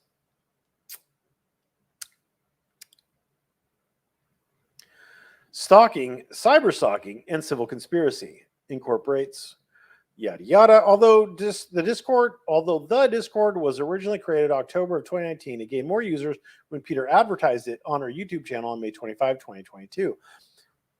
How many more? She specifically advertised it on the Discord. They would establish a quote chili watch end quote page. This was to both stream my copyright videos, quote, so Chili won't get any of the YouTube views, end quote, and to quote track him like an endangered great white end quote shark. And we have these, right? We have these various things, right? Peter has also used Wicker group chat in order to track and coordinate harassment and stalking of me. That thing again. I mean, good luck. Are you gonna try for spoliation sanctions here too? Dumb shit. Further, Massel members have written in the Discord account and directly contacted me via email that they have planted an Apple AirTag, a commercial tracking device, in on my vehicle, which makes sense to me because they have consistently found my exact location, even today as I write this complaint. Like, okay, like, what does that mean? And didn't your van get stolen? How do they know what vehicle you have? Peter and several of our Massel members have written and stated aloud on Peter's videos that they are actively tracking me like a great white shark or extinct megalodon. How do you track an extinct megalodon? As of February 3rd, 2023, while live streaming a video called "The Camera is What Makes Quote or Makes You Powerful," a Massel member posted my exact location in the live chat. The Massel member went as far as to create a fake username in the true name of the friend's house that I was at. I ended the live stream to ensure my location was safe. I informed my friend that someone has created an exact name as a quote YouTube username end quote, and he immediately stated his concern for his safety and mine. He doesn't matter. He's not suing. He's not a party to this suit. He did not ask me to leave, which has happened to me in the past when being stalked by Peter and her troll mafia. Nobody feels comfortable when a quote troll mafia end quote publicly doxes your exact location. It causes immediate concern for safety. Peter cannot control the 30,000+ Massel troll mafia members' actions.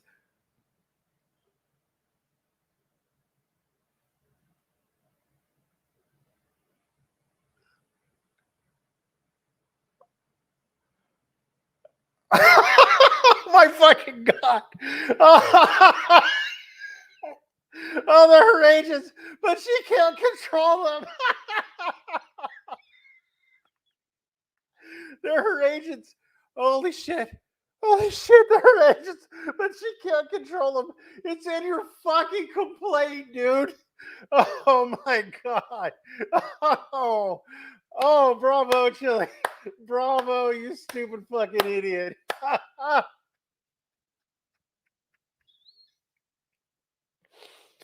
Oh my God. Oh my God. I don't even know what to, like, dude, like, just demur right there on this whole shit and be like, all the conspiracy's gone because you said I can't control them. Being an agent implies that the principal can control your actions. That's what being an agent is. Agents have a duty to their principal, and the principal can control the agent. If the agent isn't controlled, then they're not an agent. Holy fuck. I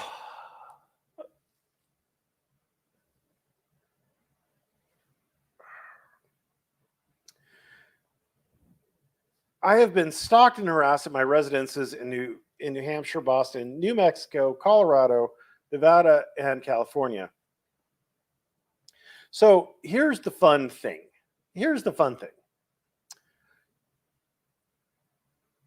Your residence determines the state you're in.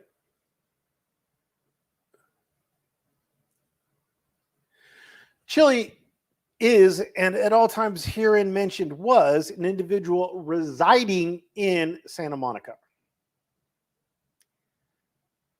Is, and at all times herein mentioned was, an individual residing in Santa Monica. That's where its residence is. He's a resident of California.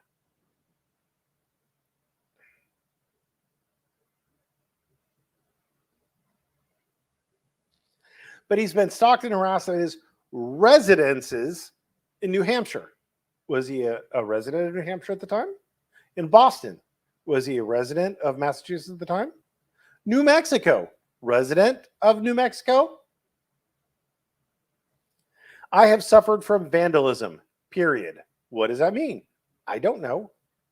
My van was stolen, likely by Peter and or her associates. Likely?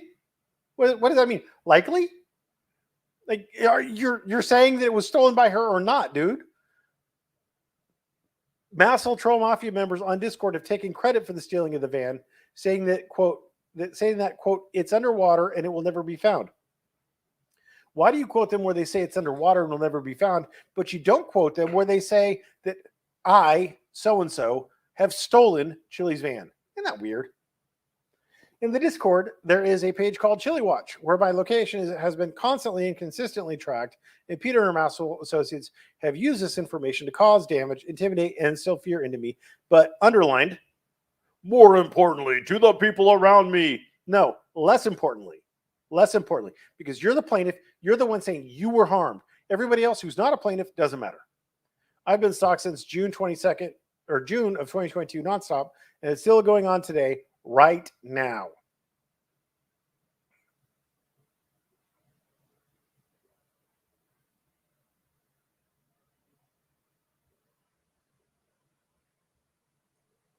You think it's funny. It's not funny. Like, stop. Dude. Like, just stop. Like, shit like this, he's going to take it. He's going to be like, Pants is a member of the Mass Troll Mafia, and here he is admitting to it. Like, dude, like, it's not funny. It's not funny. Like, you are literally handing Chili ammunition. Yes, he looks like a retard, but think about all the harm you're causing to Kate by doing this shit. Just stop.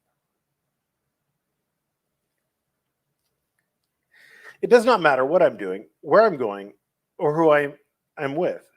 If I am live streaming while filling my car up with gas, people from Peter's Troll Mafia will start calling the gas station attendant at that gas station. So first of all, you say it's when you're live streaming. Maybe don't live stream while you're filling your car up with gas. I didn't know you were supposed to be live streaming while you're filling your car up with gas. Normally, they don't want you to be using your cell phone while you're filling your car up with gas. Oddly enough. But when? When did this happen? When did this happen? Date, time, location? When? Where? It's real. Well, if you say it's real. And this entire scenario is on video that will be available at trial. Well, it will be available via discovery, or it won't make it to trial. And if you was live streaming, why don't you just cite the link? The hosts of accommodations where I stay when I'm traveling are contacted by telephone, email, and messages through Airbnb. Date, time, location, person who was contacted, by whom, if known, contents of the message. Nope. I mean, just by being contacted. Yeah, you know what? John was contacted. Well, yeah, but who contacted him? What was the nature of the contact? Oh, it was the gas guy. Well, then it's meaningless, right? It wasn't anything bad or dangerous. You're not saying anything. Masso members will then, quote, warn, end quote, like, who are you quoting? Why are you putting quote around your own word? The people who are providing my Airbnb, do you know that DeCastro is a dangerous man who carries guns and is wanted by the police in multiple states, end quote, which isn't true. Who said that? And do you carry guns? And are you wanted by the police in multiple states? I don't know. Maybe you are. I know you're wanted in Ohio, right? Active bench warrant in Ohio? On July 29, 2022, I was attending an MMA gym in Denver, Colorado. A charity event fight promoter, I, and a former police officer. That was the weirdest way of saying that. A charity event fight promoter, like what's the name of the person? A former police officer and I were putting together a charity event. What's the name of the charity event? Who are these people and what are their names? Wherein all the profits, including the officer's pay and mine, what's the name of the officer, would be donated to St. Jude's Children's Hospital. We'd sold almost 1,000 tickets. Is this that Chad Goo guy or whatever? Is this a guy out of Ohio? We'd sold almost 1,000 tickets for $40 each for the event that I took seriously. Thus, I temporarily moved to Denver to join my good friend's MMA training center called 10th Planet Jiu-Jitsu. What's the name of your good friend? Why do you name his training center, not him? On this day, July 29, 2022, you started off there, and then you went in the background, and now we're back there. Now we're back to that date. Jesus Christ. The owner of the gym, my 20-year-long friend, just name him, sent me a text message issuing me a refund for what? So it sounds like you got the money back. I'm sorry, Chili, I can't get the Google ratings down like this. I'm being harassed like you don't even understand. I just can't. I'm sorry. The harassment of said gym owner continued for several months, even after I'd left. So it didn't cost you anything. You got a refund. Why does your good friend charge you? Why does your good friend, your 20-year-long good friend, charge you?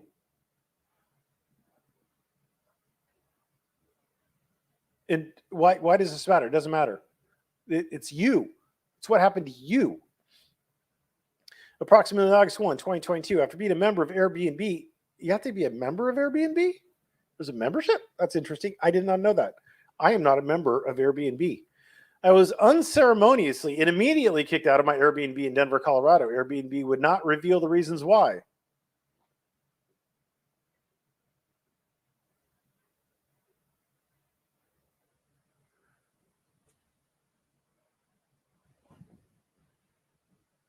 I've rented hundreds of locations from Airbnb since 2010.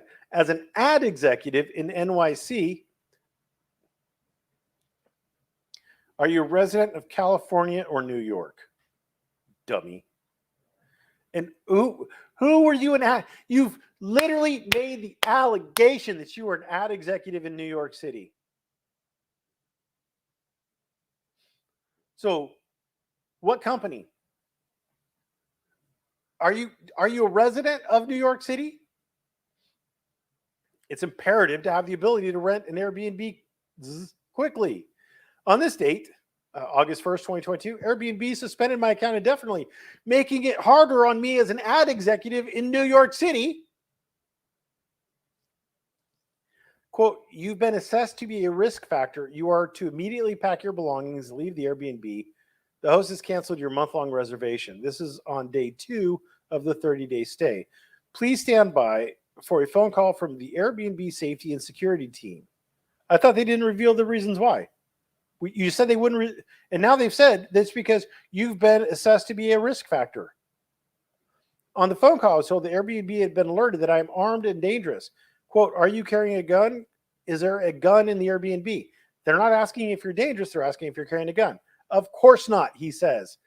However, a man named Sean O'Day, who goes by the name Irish Demon on YouTube and is also a dues-paying member of Masshole, previously had posted on his LinkedIn page that he worked as, quote, customer service, end quote, for Airbnb for over 6 years. So there's 30,000 plus members of Masshole Troll Mafia, according to her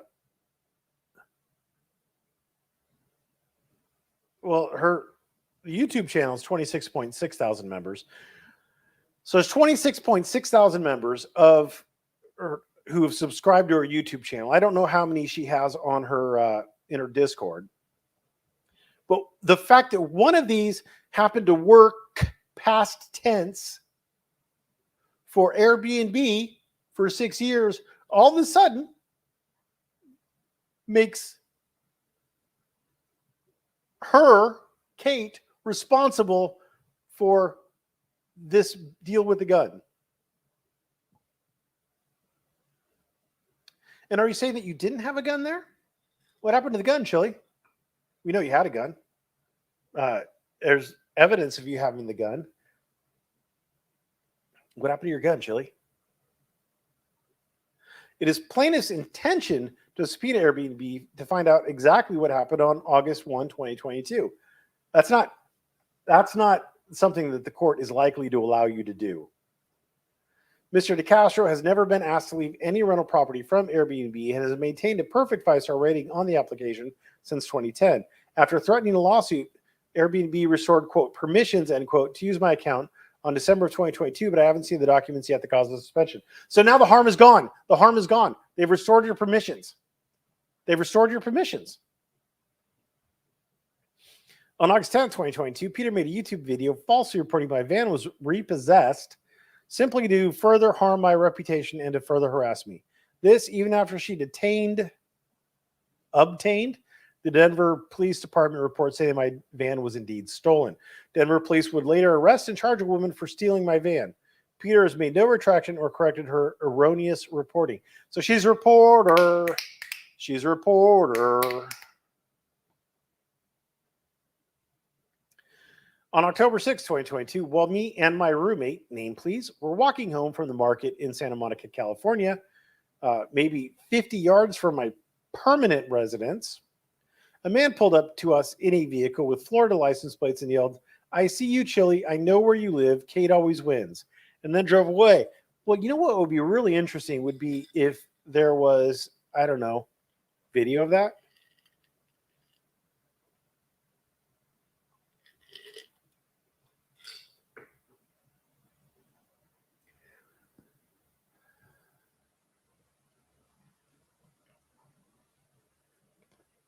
This caused great alarm and fear in my roommate and myself. We went through weeks of infighting because my roommate feared for his autistic son's safety. It is beyond reasonable for Masshole Troll Mafia members to show up at my house and threaten me, my roommate, and my safety. Well, apparently he was in a vehicle 50 yards from your residence and didn't show up. And how do you know that this was a Masshole Troll Mafia member? And remember, Kate can't control them. You said so yourself. My mother, immediate and extended family members, as well as dozens of my, small town friends in Alaska, have received many harassing phone calls. Again, it doesn't matter. I graduated with 62 young men in 1992. Most of them have been contacted by Masshole Troll Mafia members. My roommate, David Condon, has received harassment, trespass, and vandalism. He's not a party to this lawsuit. It doesn't matter. Previous investors, colleagues, and coworkers have received both calls questioning who I am and also warning that I've become a danger to them and they should stay away from me, quote, if they know what's good for them, end quote. Yeah, right. If you know what's good for you, you'll stay away from this guy. One of Peter's associates that I know of as David Omo, quote, Omo, end quote, has been continuously emailing me, often multiple emails a day. Did you know that there's like a function that you could do to block emails? Like with Gmail, if you mark them as spam, they go into your spam folder and you never see them. Have you ever considered you doing that, Chili? Omo's email content has escalated to warnings of violence and then to actual threats of violence, including references to his felony criminal record to make them more credible. Are you alleging that Omo is part of the Masshole Troll Mafia that Kate can't control? I have had dog poop left on my porch, my outside door handle covered in what looks like poop, and my external door handle removed. I have received gifts of balloons and cards about Kate's tea party left at my residence. They gave me gifts. It was balloons. It was terrible. I was so scared. They were balloons and a card. It was so scary. I don't know. I'm gonna cry. Peter has posted pictures of herself on her YouTube page in front of one of my temporary residences. Oh, you mean the outside of the lobby of the apartment building that you were in? Boy, fucking talk about close. Peter has made a man $1,000, has paid a man $1,000 to, quote, try to get close to me and sabotage me. Again, if that's what the man said, well, who's he referring to as me? Is he referring to me as me? The speaker is referring to me as the speaker? Or did he say something else besides that? I have the receipts and the man's affidavit stating these facts. I wonder what Kate has. Does Kate have an affidavit saying the exact opposite? As a result of the foregoing, I have legitimately, well, I've said it was legitimate, so therefore it's legitimate, clearly feared for the safety of myself, my family members, my associates, and constantly in a state of alarm. Dude, pot can make you, it can make you a little paranoid, dude. Like, cut down on the pot. The Massel Troll Mafia members work together to stalk me for clout in the organization, and this constitutes clear conspiracy. Clear conspiracy. The defendants work together in agreement to commit these wrongful illegal acts, but Kate can't control them. There are additional events that discovery will reveal. Right. Good luck on that. Oh, shit. In this scope, but not limited to it, Kate Peter will, future tense, stalk, harass, and assault any person who plaintiff DeCastro recognizes or associates with. So she'll stalk, harass, and assault any person who DeCastro recognizes or associates with. I don't think that sentence is true. From August 27th until September 11, 2022, Kate Peter stalked and harassed Zane Kane, who is not Chili DeCastro, a man whose residence DeCastro had. Now you're calling yourself DeCastro? Not plaintiff or I? Oh, that's just annoying. That's stayed at, whose residence DeCastro had stayed at in New Hampshire and Boston. When they could not affect Mr. Kane, Troll Mafia members then found the owners of the property where Mr. Kane was residing. Troll Mafia members warned the landowners, a Harvard professor, and her husband, a venture capitalist. Their names are going to be in this lawsuit, you dumb shit. They're going to discover these people. You've identified them sufficiently that you're going to have to name them because the standard for discovery in California, assuming you don't get to federal court, I don't know what Kate's going to do. So if she fights this in California, the standard for discovery is relevant evidence or evidence calculated to lead to admissible evidence or evidence calculated to lead to admissible evidence. That's what it is. And these people apparently know something, i.e. the people, like how they were contacted. They were warned. So now we get to find out how they were warned. And in order to do that, we might need to know their names because we might want to depose them. Their names, their addresses, their phone numbers. Dude, like, you're dumb. You're dumb. You're dumb. You're alleging that they were warned and that somehow caused you harm. You can't protect them by not naming them. You dumb shit. So they were warned that Mr. Kane's friend DeCastro, plaintiff, was armed, dangerous, and wanted by the FBI. All lies. Yeah, there's that one dumb shit. I don't know his name, but who keeps pretending that he's like some Welsh dude who's been contacted by the FBI about DeCastro. I believe you. Plaintiff DeCastro had already left the East Coast and was not there to defend those lies. He was trying to get, I guess he was going to interview Felipe Hemming about DeCastro for some reason. I guess probably because DeCastro was going to sue Felipe and Felipe was like, this guy's a fucking liar. It's like he just straight up ghosted him. Welsh News Network or something like that. Welsh News Now. Welsh News Now. Welsh News Network. Welsh News Now. My gut instinct says News Now, but my first instinct was News Network. Whatever. Something like that. Anyway, yeah. Felipe was like, this dude's a fucking liar. Peace. Bounced out. Plaintiff DeCastro has already left the East Coast. It was not there to defend those lies. So then, like, you're already gone. So they weren't going to kick you out. They weren't going to kick you out. Like, what's the big deal? Mr. Kane was fired from his job and lost both of his residents as a result of the stalking. Who cares? Literally, who cares? Didn't affect you. Did not harm you. Peter would go on to make several videos about Mr. Kane, who had no relationship with her and had never even met her. So, doesn't matter. Approximately, is this a new paragraph that's not numbered? We're just like, fuck numbering. We're just gonna have the world's giantest number. What was this? 56. Approximately January 27, 2022, plaintiff DeCastro publicly recognized a YouTuber named Regan Benson. What does that even mean? Publicly recognized? 3 days later, on January 30, 2022, defendant Peter made a video about Regan Benson titled The Regan Benson and Denver Metro Audits Mystery. This is an attempt to alienate and disrupt the First Amendment auditor community that DeCastro is a part of. Is it targeting you or the First Amendment? Like, what does...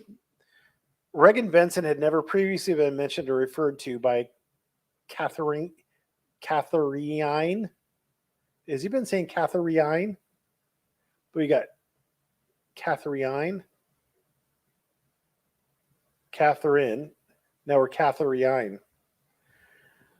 Oh, 16 out of 25 kids. Oh, you're going to make it? Oh, I should have been drinking.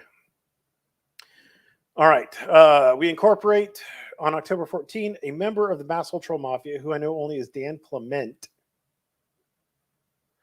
began plotting to get into a physical altercation with me in order to, at his own admission, cause me to lose possession of my firearm.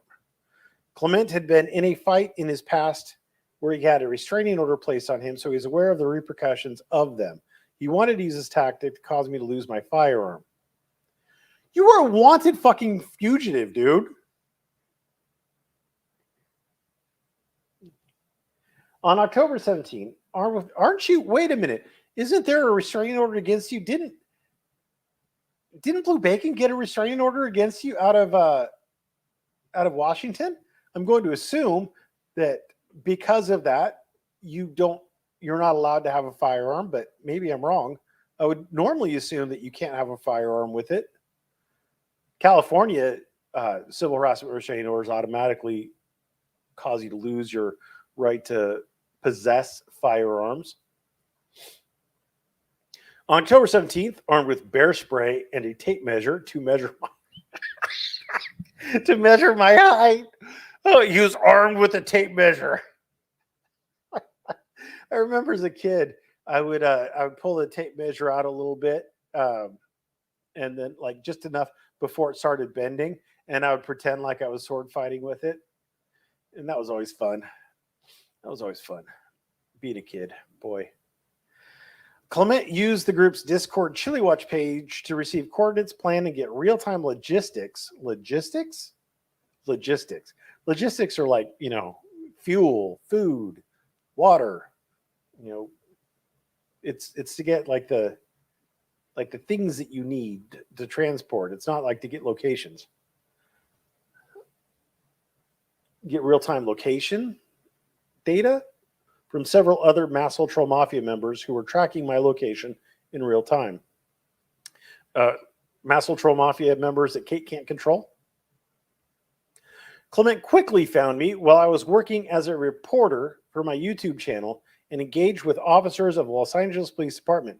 While busy working, Clement, with the help of Discord Chili Watch tracking page created by Peter, Clement approached me and said, "Kate always wins." And then he repeated it. "Kate always wins, Chili." He said, "Kate always wins." And it really scared me because It means Kate always wins. I don't know what to do. You fucking bitch. And then he repeated it. He was standing there menacingly. And then, I addressed Clement. Then I asked him to leave me alone, and I walked the other way. Every action I'm describing here is on video for this court to review. Oh.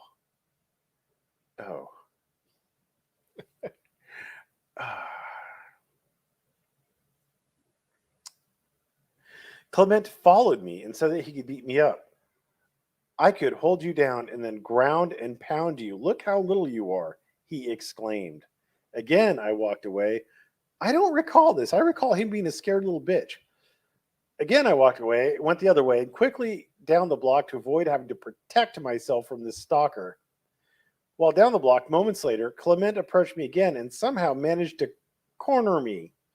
After trying to go left, Clement blocked me. I tried to go right. Clement blocked my path. I took a fighting stance, ready to defend myself, announced to Clement that I would now begin an offensive defense. Now that I was visibly angry and ready to defend myself, Clement ran away, quite literally crying, "Please don't hurt me. Please don't beat me up. I'm sorry."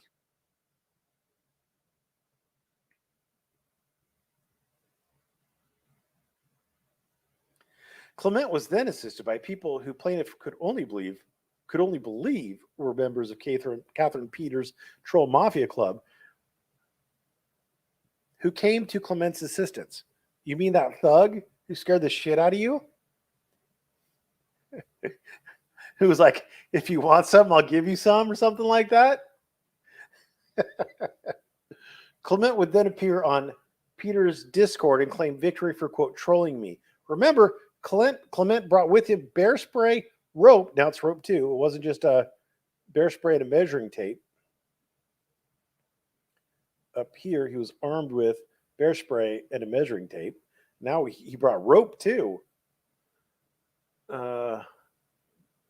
Remember, he brought with him bear spray, rope, and a measuring tape, which would cause any reasonable person to fear for their safety. I did believe that I was going to be attacked by Clement. Clement did, in fact, threaten me both verbally and was using physically menacing body maneuvering. I believe he was going to carry out a physical attack on me. Clement did, in fact, stalk me, menace me, and cause me ongoing mental distress, fear, and alarm. Clement continues to contact me to this day. And yet, he's not a doe. Why isn't he a doe, Chili? Why isn't he a doe? Why isn't Dan Clement a doe? That's fucking weird, isn't it? Isn't that weird? Why didn't you name a doe? Economic interference. Plaintiff incorporates yada yada. On May 2nd, 2022, Peter contacted David Condon. Is this I love you, David Condon? There's one guy that he said he loved him. I don't think it was David Condon, though. An accredited. What is it? What is an accredited investor? Who had previously invested in my company. What's the name of your company, Chili? Is it like a LLC? Is it an incorporation? Is it a DBA? Like, what is your company? Name your company. Condon has invested approximately $100,000 into my ventures through the years, and he and I had formed a close relationship. Your money's on the bedstand. Condon told me that Peter wanted to, quote, interview him about my previous tech adventure. Condon agreed, and on May 3rd, 2022, the two talked at length on the phone. During that conversation, Peter did her best to paint me in a negative light. Condon has prepared an affidavit and will testify at trial.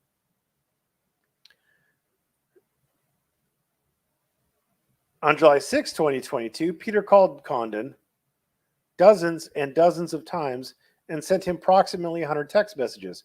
Mr. Condon is an accredited investor again and a 65-year-old man. The messages and people on the phone who weren't Peter said only one thing, and the test messages said the same thing. The message was, Kate always wins. So did Kate or did someone else do it? Was it her mass ultra mafia who she can't control? Peter knew of the agreement between Condon and I. Peter intended to cause a breach of contract and did in fact harm the business relationship. Well, what contract did you have? You had to have a contract in order for her to interfere with contractual relations. And what venture was he going to engage with you in that he isn't going to engage with you now? Although Condon's prepared an affidavit, Peter's conduct was a substantial factor in Condon not investing any further in my projects. For right to publicity torts, incorporates yada yada. Defendants have used my likeness to advertise most of their YouTube videos about me. Weird that they would use your likeness to advertise their YouTube videos about you. Weird. It's almost like that's not what you think it is. The defense gained a commercial benefit because of their following, as well as my following. We're looking for content about me and use the images to find the content, which earned advertising revenue for the defendants.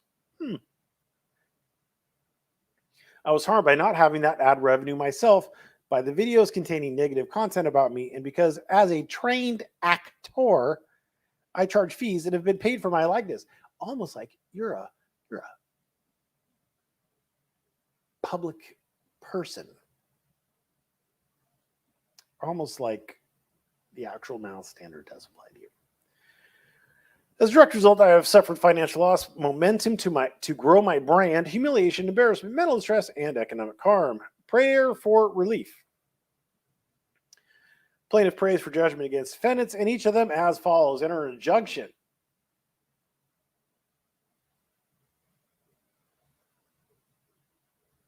There's nothing up here about injunctive relief, but okay. So he's seeking injunctive relief. Nice. I wonder if he marked that on his civil case cover sheet. Enter injunction for any and all appropriate injunctive relief, including but not limited to issuing a retraction in substantially as conspicuous a manner as the original defamatory statements were published and broadcast, and removing the defamatory information from all places where it is currently published online, a declaration that the defamatory statements were untrue, an injunction prohibiting defendant from repeating such defamatory statements, declare, adjudge, and decree that defendants have violated the relevant provisions of California Civil Code. Which relevant positions? You didn't lay them out. Order defendants to pay $750 to defendant for his right to publicity violation pursuant to California Civil Code 3344A. Order defendants to pay $500 to license my likeness for each use customary to my sitting rate. Order defendants to pay revenue earned for unlicensed use of my likeness according to proof. Order defendants to pay $50,000 for damages and lost income for defamation. Order defendants to pay $100,000 to defendants for damages to plaintiff for damages for her interference with economic relations. Order defendants to pay $250,000 for special future damages from the defamation. Order defendants to pay any additional special and general damages according to proof. Award exemplary damages. And $86,000 in punitive damages.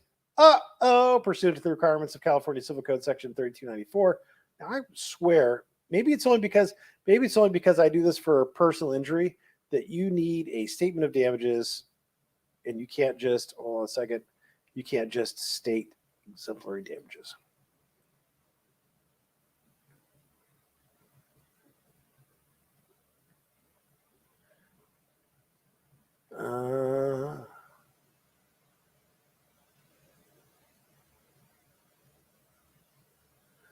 Nope. We're going to go up here, up there.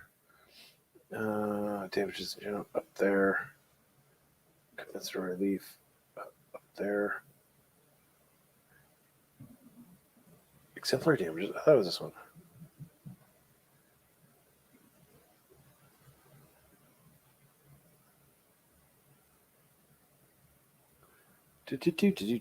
General principles? No. Come on, John. Relief in general. No. I thought within here. We're going to go into general provisions. Yes. Relief in general was somewhere in here. I never remember exactly where. I thought it was here. I thought it was exemplary damages, but it's not. So I don't know. Oh, wait, hold on a second. It was quite a simple procedure. I always get these backwards.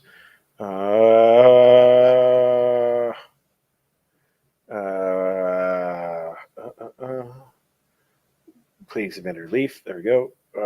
General provisions. Here we go.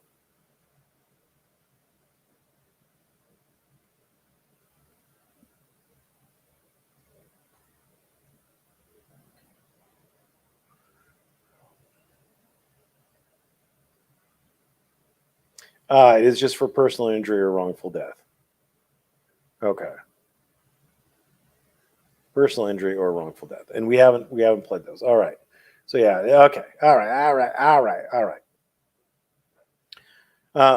Award plaintiffs attorney's fees and costs of suit. I don't know that he pled anything that he's entitled to attorney's fees for, but maybe. Order defense pay interest at legal rate on such damages as appropriate, including pre and post judgment, and any further relief as proper. All right. So you can see my beautiful, beautiful face.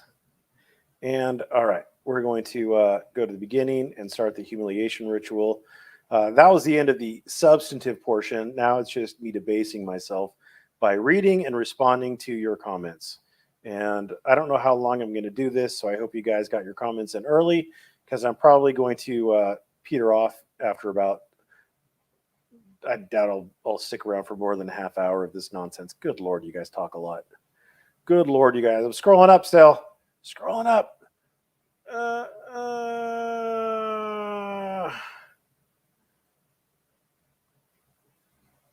Oh, Jesus H. Christ. I'm going to keep scrolling up for 2 more seconds. 1,000, 2,000 to stop. All right. Such a novelty having someone on YouTube who actually has knowledge of the subject on which he's posting. Well, sort of ish. DirectD's third public defender just got off his hearing. The judge said you're on your own. Yeah, you're not entitled to unlimited public defenders. You have a right to a public defender if you can't afford one. The thing is that you can lose those rights if you fuck it up. So, don't fuck it up, basically. At a certain point, they're going to stop appointing him. ECF 41, question mark. Shows YouTube lawyer, Merb, the dogs need some YouTube time. No, they don't. They're outside. Put super chat on. I want to slip $2 in your stocking tops. First of all, no. And second of all, put it in my G-Stringer account.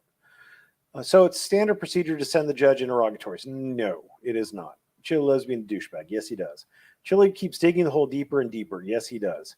Can you get someone to stop suing you? Eventually, the court might eventually say that this is just vexatious, and then yes. Oh, Merb, I can't stop thinking about that towel you're sitting on. No, this is a leather couch, no towel. Chili doesn't stop digging his hole deeper. That's true. General denials for any case about Chili. Paragraph 1, nope. Paragraph 2, nope. No, general denials just no. We just deny. We just deny outright. Oh, that was one other thing. We're gonna go. We're gonna do this, and we're going to notice anything missing. Notice anything missing. There is a reason that there's supposed to be something there, and every pleading shall be signed by at least one attorney record, or shall be signed by the party.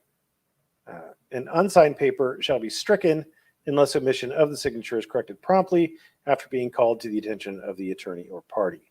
So, yeah, that was an oopsie doodle. That was an oopsie doodle. We're gonna do this again. Chili is wasting him time and helping other who he does sue by doing this. Okay, this proves he's abusing the court. Well, proof is a weird word. Hen has to get her served first. Oh boy, yes, still, yes, please, yes. Mail service is enough. It has to be registered mail, return, receipt requested. That means that she has to sign for it. I haven't dug into whether or not they can get someone else's signature or what have you. I don't know. I haven't researched it yet. I've never had to do it, so it's kind of a new thing for me. Yes, don't have to answer the mail. Maybe, maybe not. And he's just doing it in hopes to get money from her. So he's fine trying to make money from a single mother, shaking my damn head, yet he doesn't even pay those he has. Well, I mean, Kate is kind of squishy. She says she's been married twice, but she only has one divorce decree. So I don't know. I mean, is she a single mother? I don't know. I don't know. I don't know. Is she a single mother? She's got nice milkers, though. You don't have to answer the mail. Ring, ring. Hello, it's the mail. Can someone give me Merb's Discord, please? I have responded that to you. I responded it to you in the comment section. Additionally, I will show you. I will show you. You go to my YouTube channel. YouTube channel. You go to the About section. You see this link down here? That's a link. That's a link. That's a link. You can click on it. It'll take you to something like this. I will copy this link. Oh, you couldn't see it. I'm dumb. I'm going to post comment though. Paste. That's the YouTube link.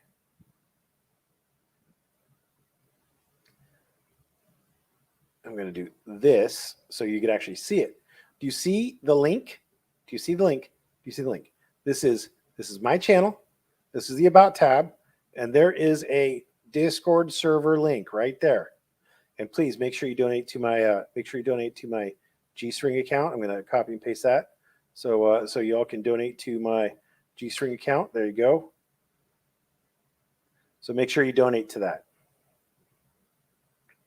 All right, back to this. Did Chili do a stupid again? Yes.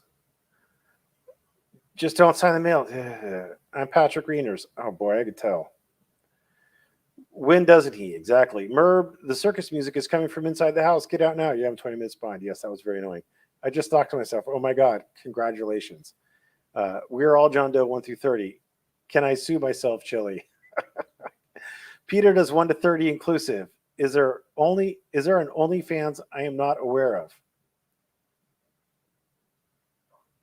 I wouldn't tell you. But if you find one, let me know. Chili rims cows on his road trips. I don't know. Maybe. Maybe he does, maybe he doesn't. At least he doesn't lack consistency. Yes, he does. He does lack consistency. Is self-suing like masturbating? You tell me. She is $60K out of pocket. She's $60K out of your pockets. I can't see Kate giving up now. He wasn't employed. Prove it. Actually, technically, he has to prove it. He can only get to be banned. He has to keep suing. Okay. I'm already laughing. I'm glad. I hope you enjoyed yourself. Half an hour late, I'll watch the replay. You do that. Is he forgetting his ROS? Is restraining orders? Maybe. I don't know. What about a diversion program? What about it? He has lived his life by being a bully. He has had a lifetime of people just giving up and doing whatever needed to get themselves away from him, and he thinks that will apply here. It won't. Well, I don't know. I mean, unless you're Kate, you can't really say that. What about Ironton? What about it? I haven't seen anything new on it. 300 watching Merb, 157 watching Chili. Actually, we're at 483 right now, but who's counting? Chili can't win a case. That's true. Well, Chili was arrested for protesting in Ohio. Indeed, he was. This is so funny to read his introduction. Lol, yes. All of the training orders must have been about him fighting the system too. They're not criminal, unless they're protective orders, criminal protective orders. These have to go to the trial. Juries will refuse to award a thief anything. Lol, at Chili's cases are nil. Okay. The case out of Toledo for phone harassment. I'm not aware of that. Come on, Chili, sue me. Chuck eyes. Chuck is back. Will chew you a new ass bitch. Okay. Yep, Ohio in April 2022. Chili claims GHB is great and enhances your sex life. Well, I can't speak to that. He's obviously lying, saying he's 20-year constitutional law school and he taught it for 20 years. Yeah, well. The status conference with Cyrus via phone and not his judge. Judge Cyrus stated that someone kept sending emails to her. Yes, we got there. Clearly fraud at this point. He was in custody less than 1 year ago. In Ironton, he was briefly in custody. I think he bonded out. No, it's clearly an illegal criminal enterprise. I'll call Leonard Albert. It is defamation. Lol. Leonard Albert just sued California State Bar. She gopped contempt against the state bar. Chili has a new bone. All this energy Chili's building up is going to unload on him. Just like Cholito's harassment and trolls the police. Clearly, he will be Kate's last victim. Jesus H. Christ, Patrick Greeners. You need to calm down on whatever you're on, brother. Like, save some for the rest of us. You have no idea how famous Chili is. Her in my small town, they all want to meet him and get his autograph. The lack of correct words are hard. The lack of correct punctuation is criminal. What organization? Where is its headquarters? Chili is an addiction.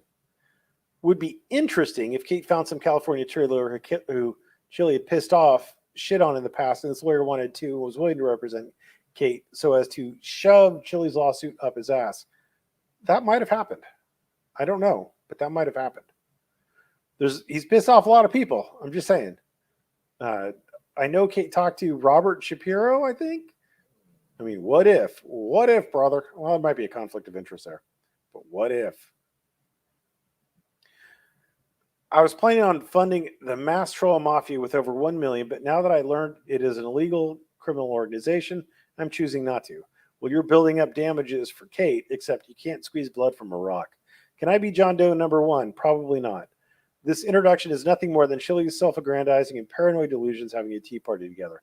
Probably. Internet God is not his real name. Thanks for letting us know, bro. Just the facts, ma'am. Sergeant Joe Friday. Funny enough, I don't think he ever said that, but I will pretend he did. Neelix made hair pasta. Okay.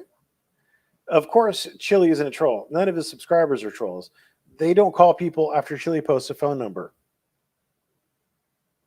But Chili can't control them, just like Kate can't control the massive troll mafia. That's despotic state. Internet God, yes, it is. Quit lying. Thanks for reading this to me while I get drunk. I suspect after a few it will all make sense. Boy, howdy. Do I wish I had been drinking. Did I just hear a rooster? Listening for my cock. You have to have a life first. Shaved so I can go pantless. Yes. Me too. I'm damaged. Please help. No shit. Man, didn't tell has got to be the biggest beta snowflake on the net. Yes. That is a chicken, I think. Now I know I heard a rooster. So internet clowning is a crime. Counted over 30 channels clowning on Chili, Jose Maria DeCastro on the regular. There are probably 30 more I haven't seen. Probably more. I have a blocker for that. Okay. And then those appear to be more roosters. There have been lots of people make fun of Chili online. Why the hate for Kate? I think he wants to have sex with her. More of the ladies listening for my cock. Chili doesn't need any help with ruining his life. He appears to be the leading expert on the subject and the head of the Ruined Chili's Life group. Sure. Chili called me a hater. Can I sue him? You can sue anybody for anything, whether or not you win. That's your phone. Urine off the alarm. Come on, man. It wasn't my phone. It was the guy who fills up our propane tank. The roosters are yelling for Merb. It's fun time. Yes, indeed. Thanks for reading this to me while I got drunk. It should start to make sense after a few. Did I read that twice? Boy. Low of Laud. What the fuck did I walk into here? Another massive brain fart from Chili onto paper. Yes. Low of Laud. NF Cat. Chickens don't wear pants. That's true. But it's hilarious when they do. How can you trespass on someone's van? That's a good question. And I, for one, am glad you asked. Chili assaulted Kate. Okay. So trespass in the civil sense is where you do harm to someone's property. So like entering their property, it has to do some sort of harm. So like it's like property damage is trespass. Entering their property, if it doesn't cause any harm, then it's not like, what are you going to sue for? There has to be harm. You have to have both the action of trespass, like entering onto or interfering with the property and the harm. And they have to touch tips. They have to touch tips. His stepdad, Kate was, maybe that's what he means. When he rammed his elbow into the mean lady, she was still standing there. No, it was all about her ramming her boob into his shoulder. He's talking about the parade. Battered. I don't remember deep frying him. Battered. Life battered Chili. Kate was at the Memorial Day parade when Chili assaulted Kate. Chili's brain cell by Harvard's shoal of inbreds. I think he blames the guy who came up to him in Hollywood on Kate, probably. Did someone touch his delicate skin with a boob? He states she hit him on Memorial Day with her boob. He was assaulted and battered before Kate roasted him. Nice. Ha. Apparently Kate whooped his ass on the streets last Memorial Day with her boob. He battered her. Ha. Lol. That poor man. That was in mass. No Cali. Nutella battery and run down the doorknob. Poor man. I can't remember the guy's name who confronted him on Hollywood Boulevard. We found it. Elbow Titten. Does him gagging at the glory hole count as a battery? I think he counts that as a good time. He doesn't have an assault report. Don't need one. MD Dan. Not probable cause, no claim. Don't need probable cause. Whoop. That was the only time he touched a boob, so he was scared. I don't know about that. I mean, he probably breastfed, I guess. Not in California. Never happened there. Laughing.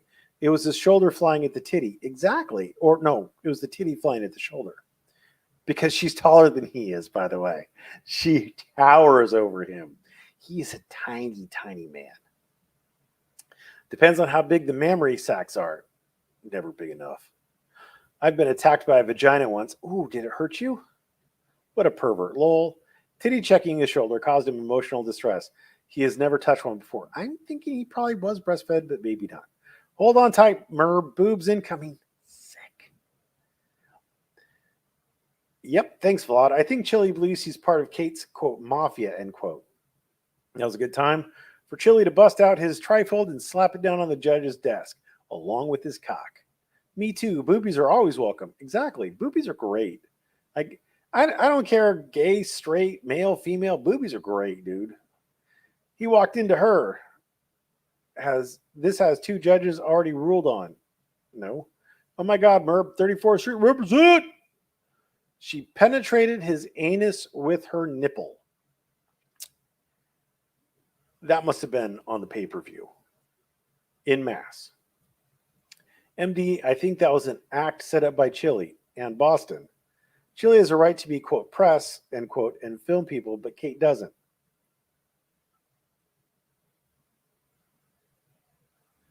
Chili's always smelling his fingers. They have Nutella on them. Or just nut. Hey, Chili, you can't, quote, assault and batter, end quote, someone's eyes. You reading with your own eyes. Someone calling you a beta male is not assault. Ooh, you're spicy. Did anybody ever tell you you're spicy, Richard? Dick. Hashtag Trump won. Trump won what? Dude, it's 2023. Like, we're going to have another election in like a year. Like, maybe let it go, Elsa. Malice aforethought. Is Chili accusing Kate of first-degree murder too? No, it's the you have to prove malice, fraud, oppression, or malice. Missing a lot more like lol. Does Chili have to prove that his name, voice, and photograph or likeness was worth anything before they were stolen? Probably. There is share this tab. I probably should actually share the tab. This is Casey. And then we want likeness. Boop. Appropriation of name or likeness. Do.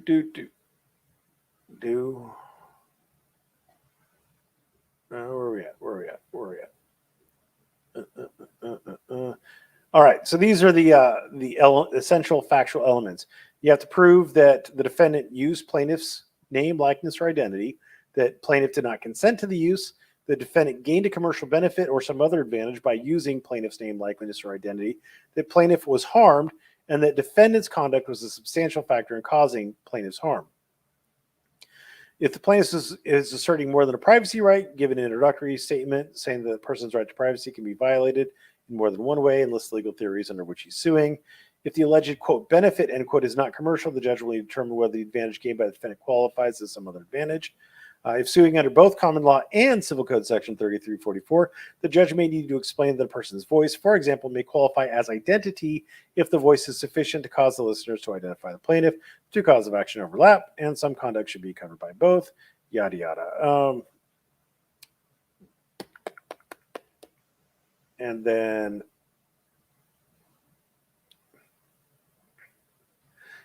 you have to use it on merchandise or used as to advertise or sell a product to being advertised or sold, that the use did not occur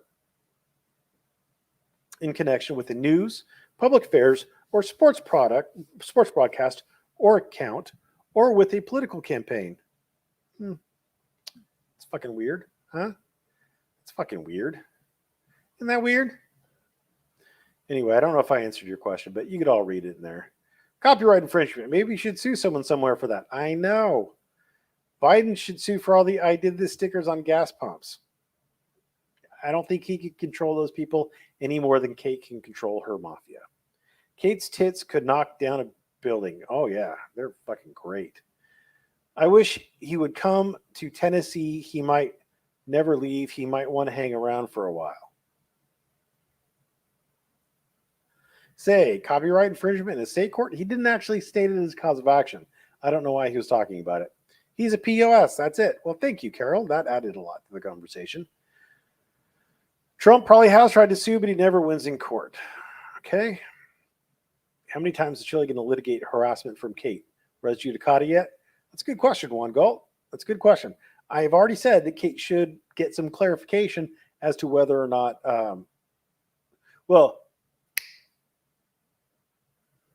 yes. The harassment, anything from before the last civil harassment restraining order, what do they call those? Civil harassment orders? They call them like something weird in Massachusetts. Anything before those would be res judicata, I believe. He would have to have sued for the damages at the same time with those. I would bet. But anything post those, I think it would be fine.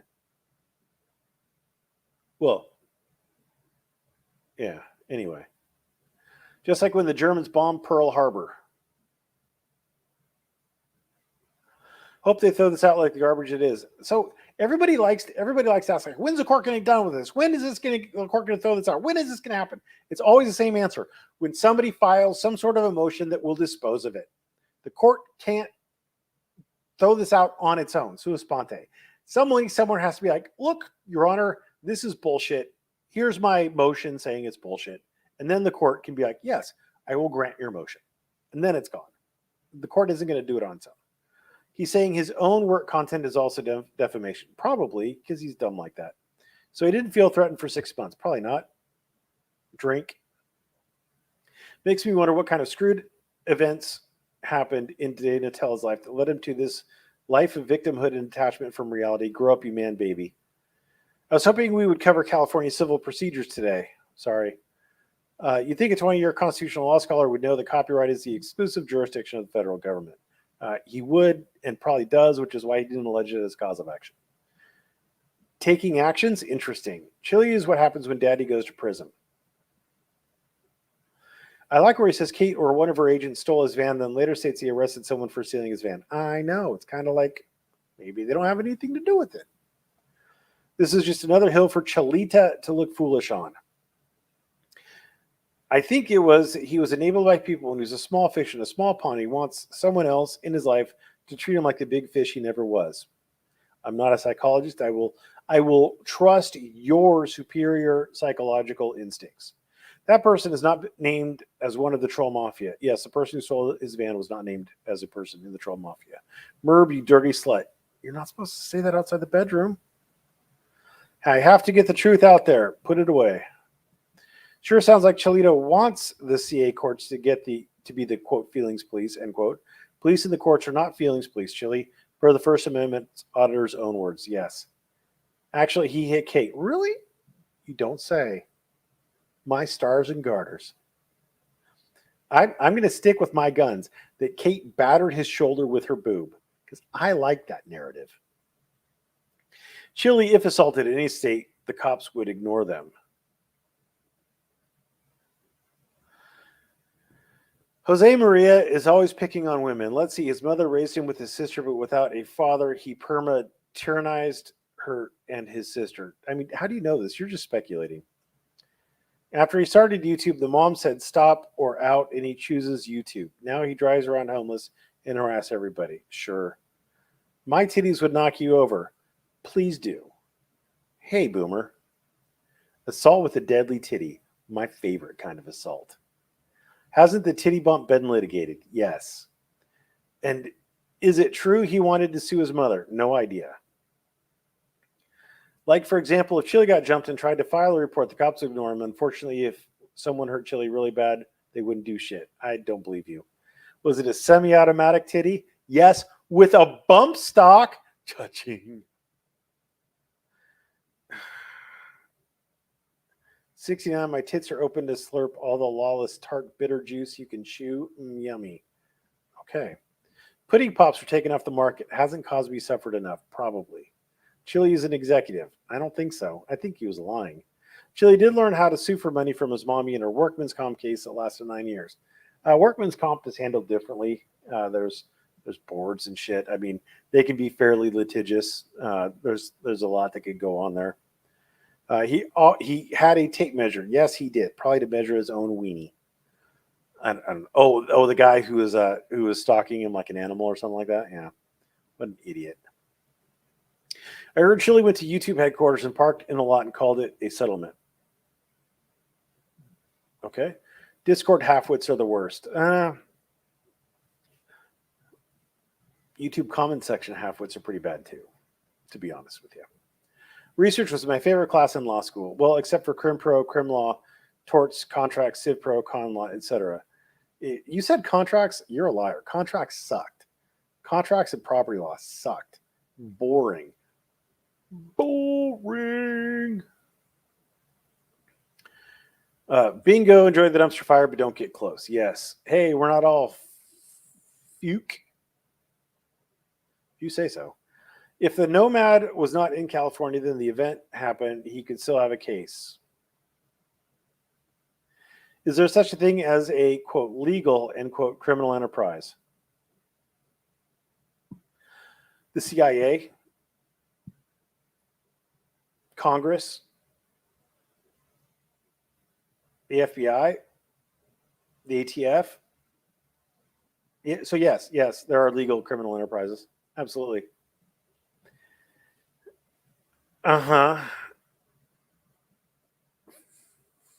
Whale sharks, I guess. I'm a fascinating man. Thank you, Nate. Hey, we're not all fuckwits based on the actions of one mentally challenged guy. There's several of you who do several different things. Like, it isn't a one and done. There's Crayon Eater. I mean, there's a bunch of people. Like you guys should probably police your own. Just saying, like, be like, hey, you fucker, stop it.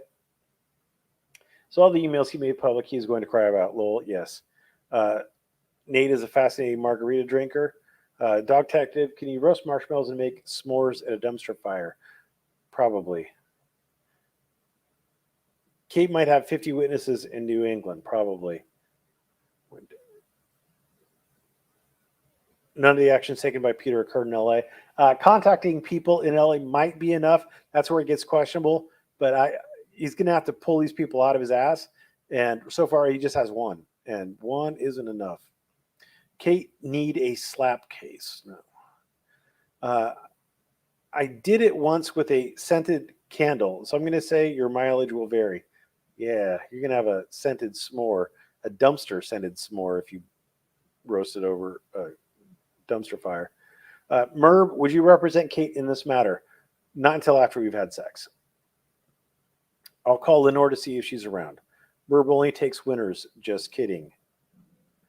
Allegedly, Chilito has alleged witnesses, which are allegedly his imaginary friends.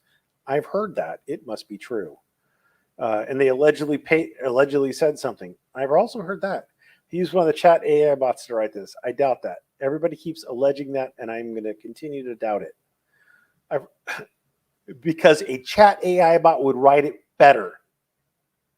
I heard it from a friend who heard it from a friend who heard it from another. You've been fooling around. I think he's a TRS-80 version of chatbot. Okay.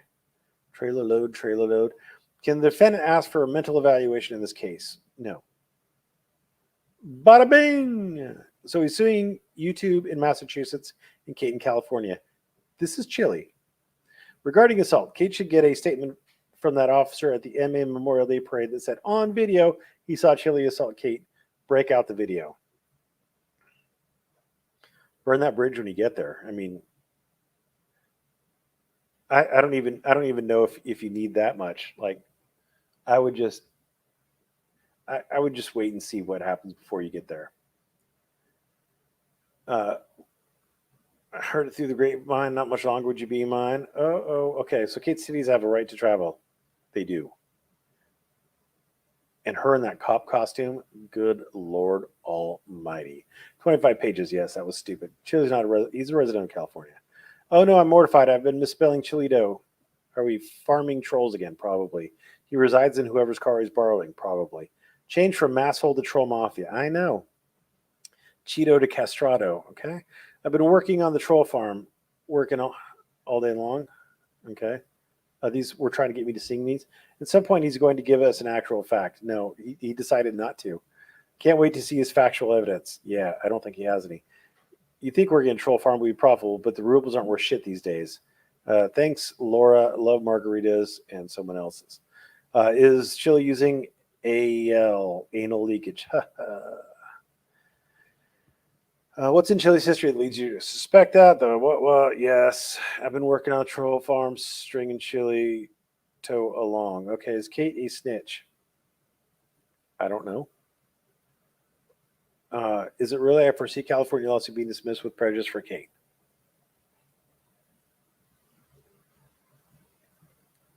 Let's see. Maybe this lawsuit should have been filed under the name Super Necessary Human? Probably. So if Chili is in Kate's Discord, doesn't that make him a member as well? Questions. Good questions. If he's endangered, isn't he protected? Probably not.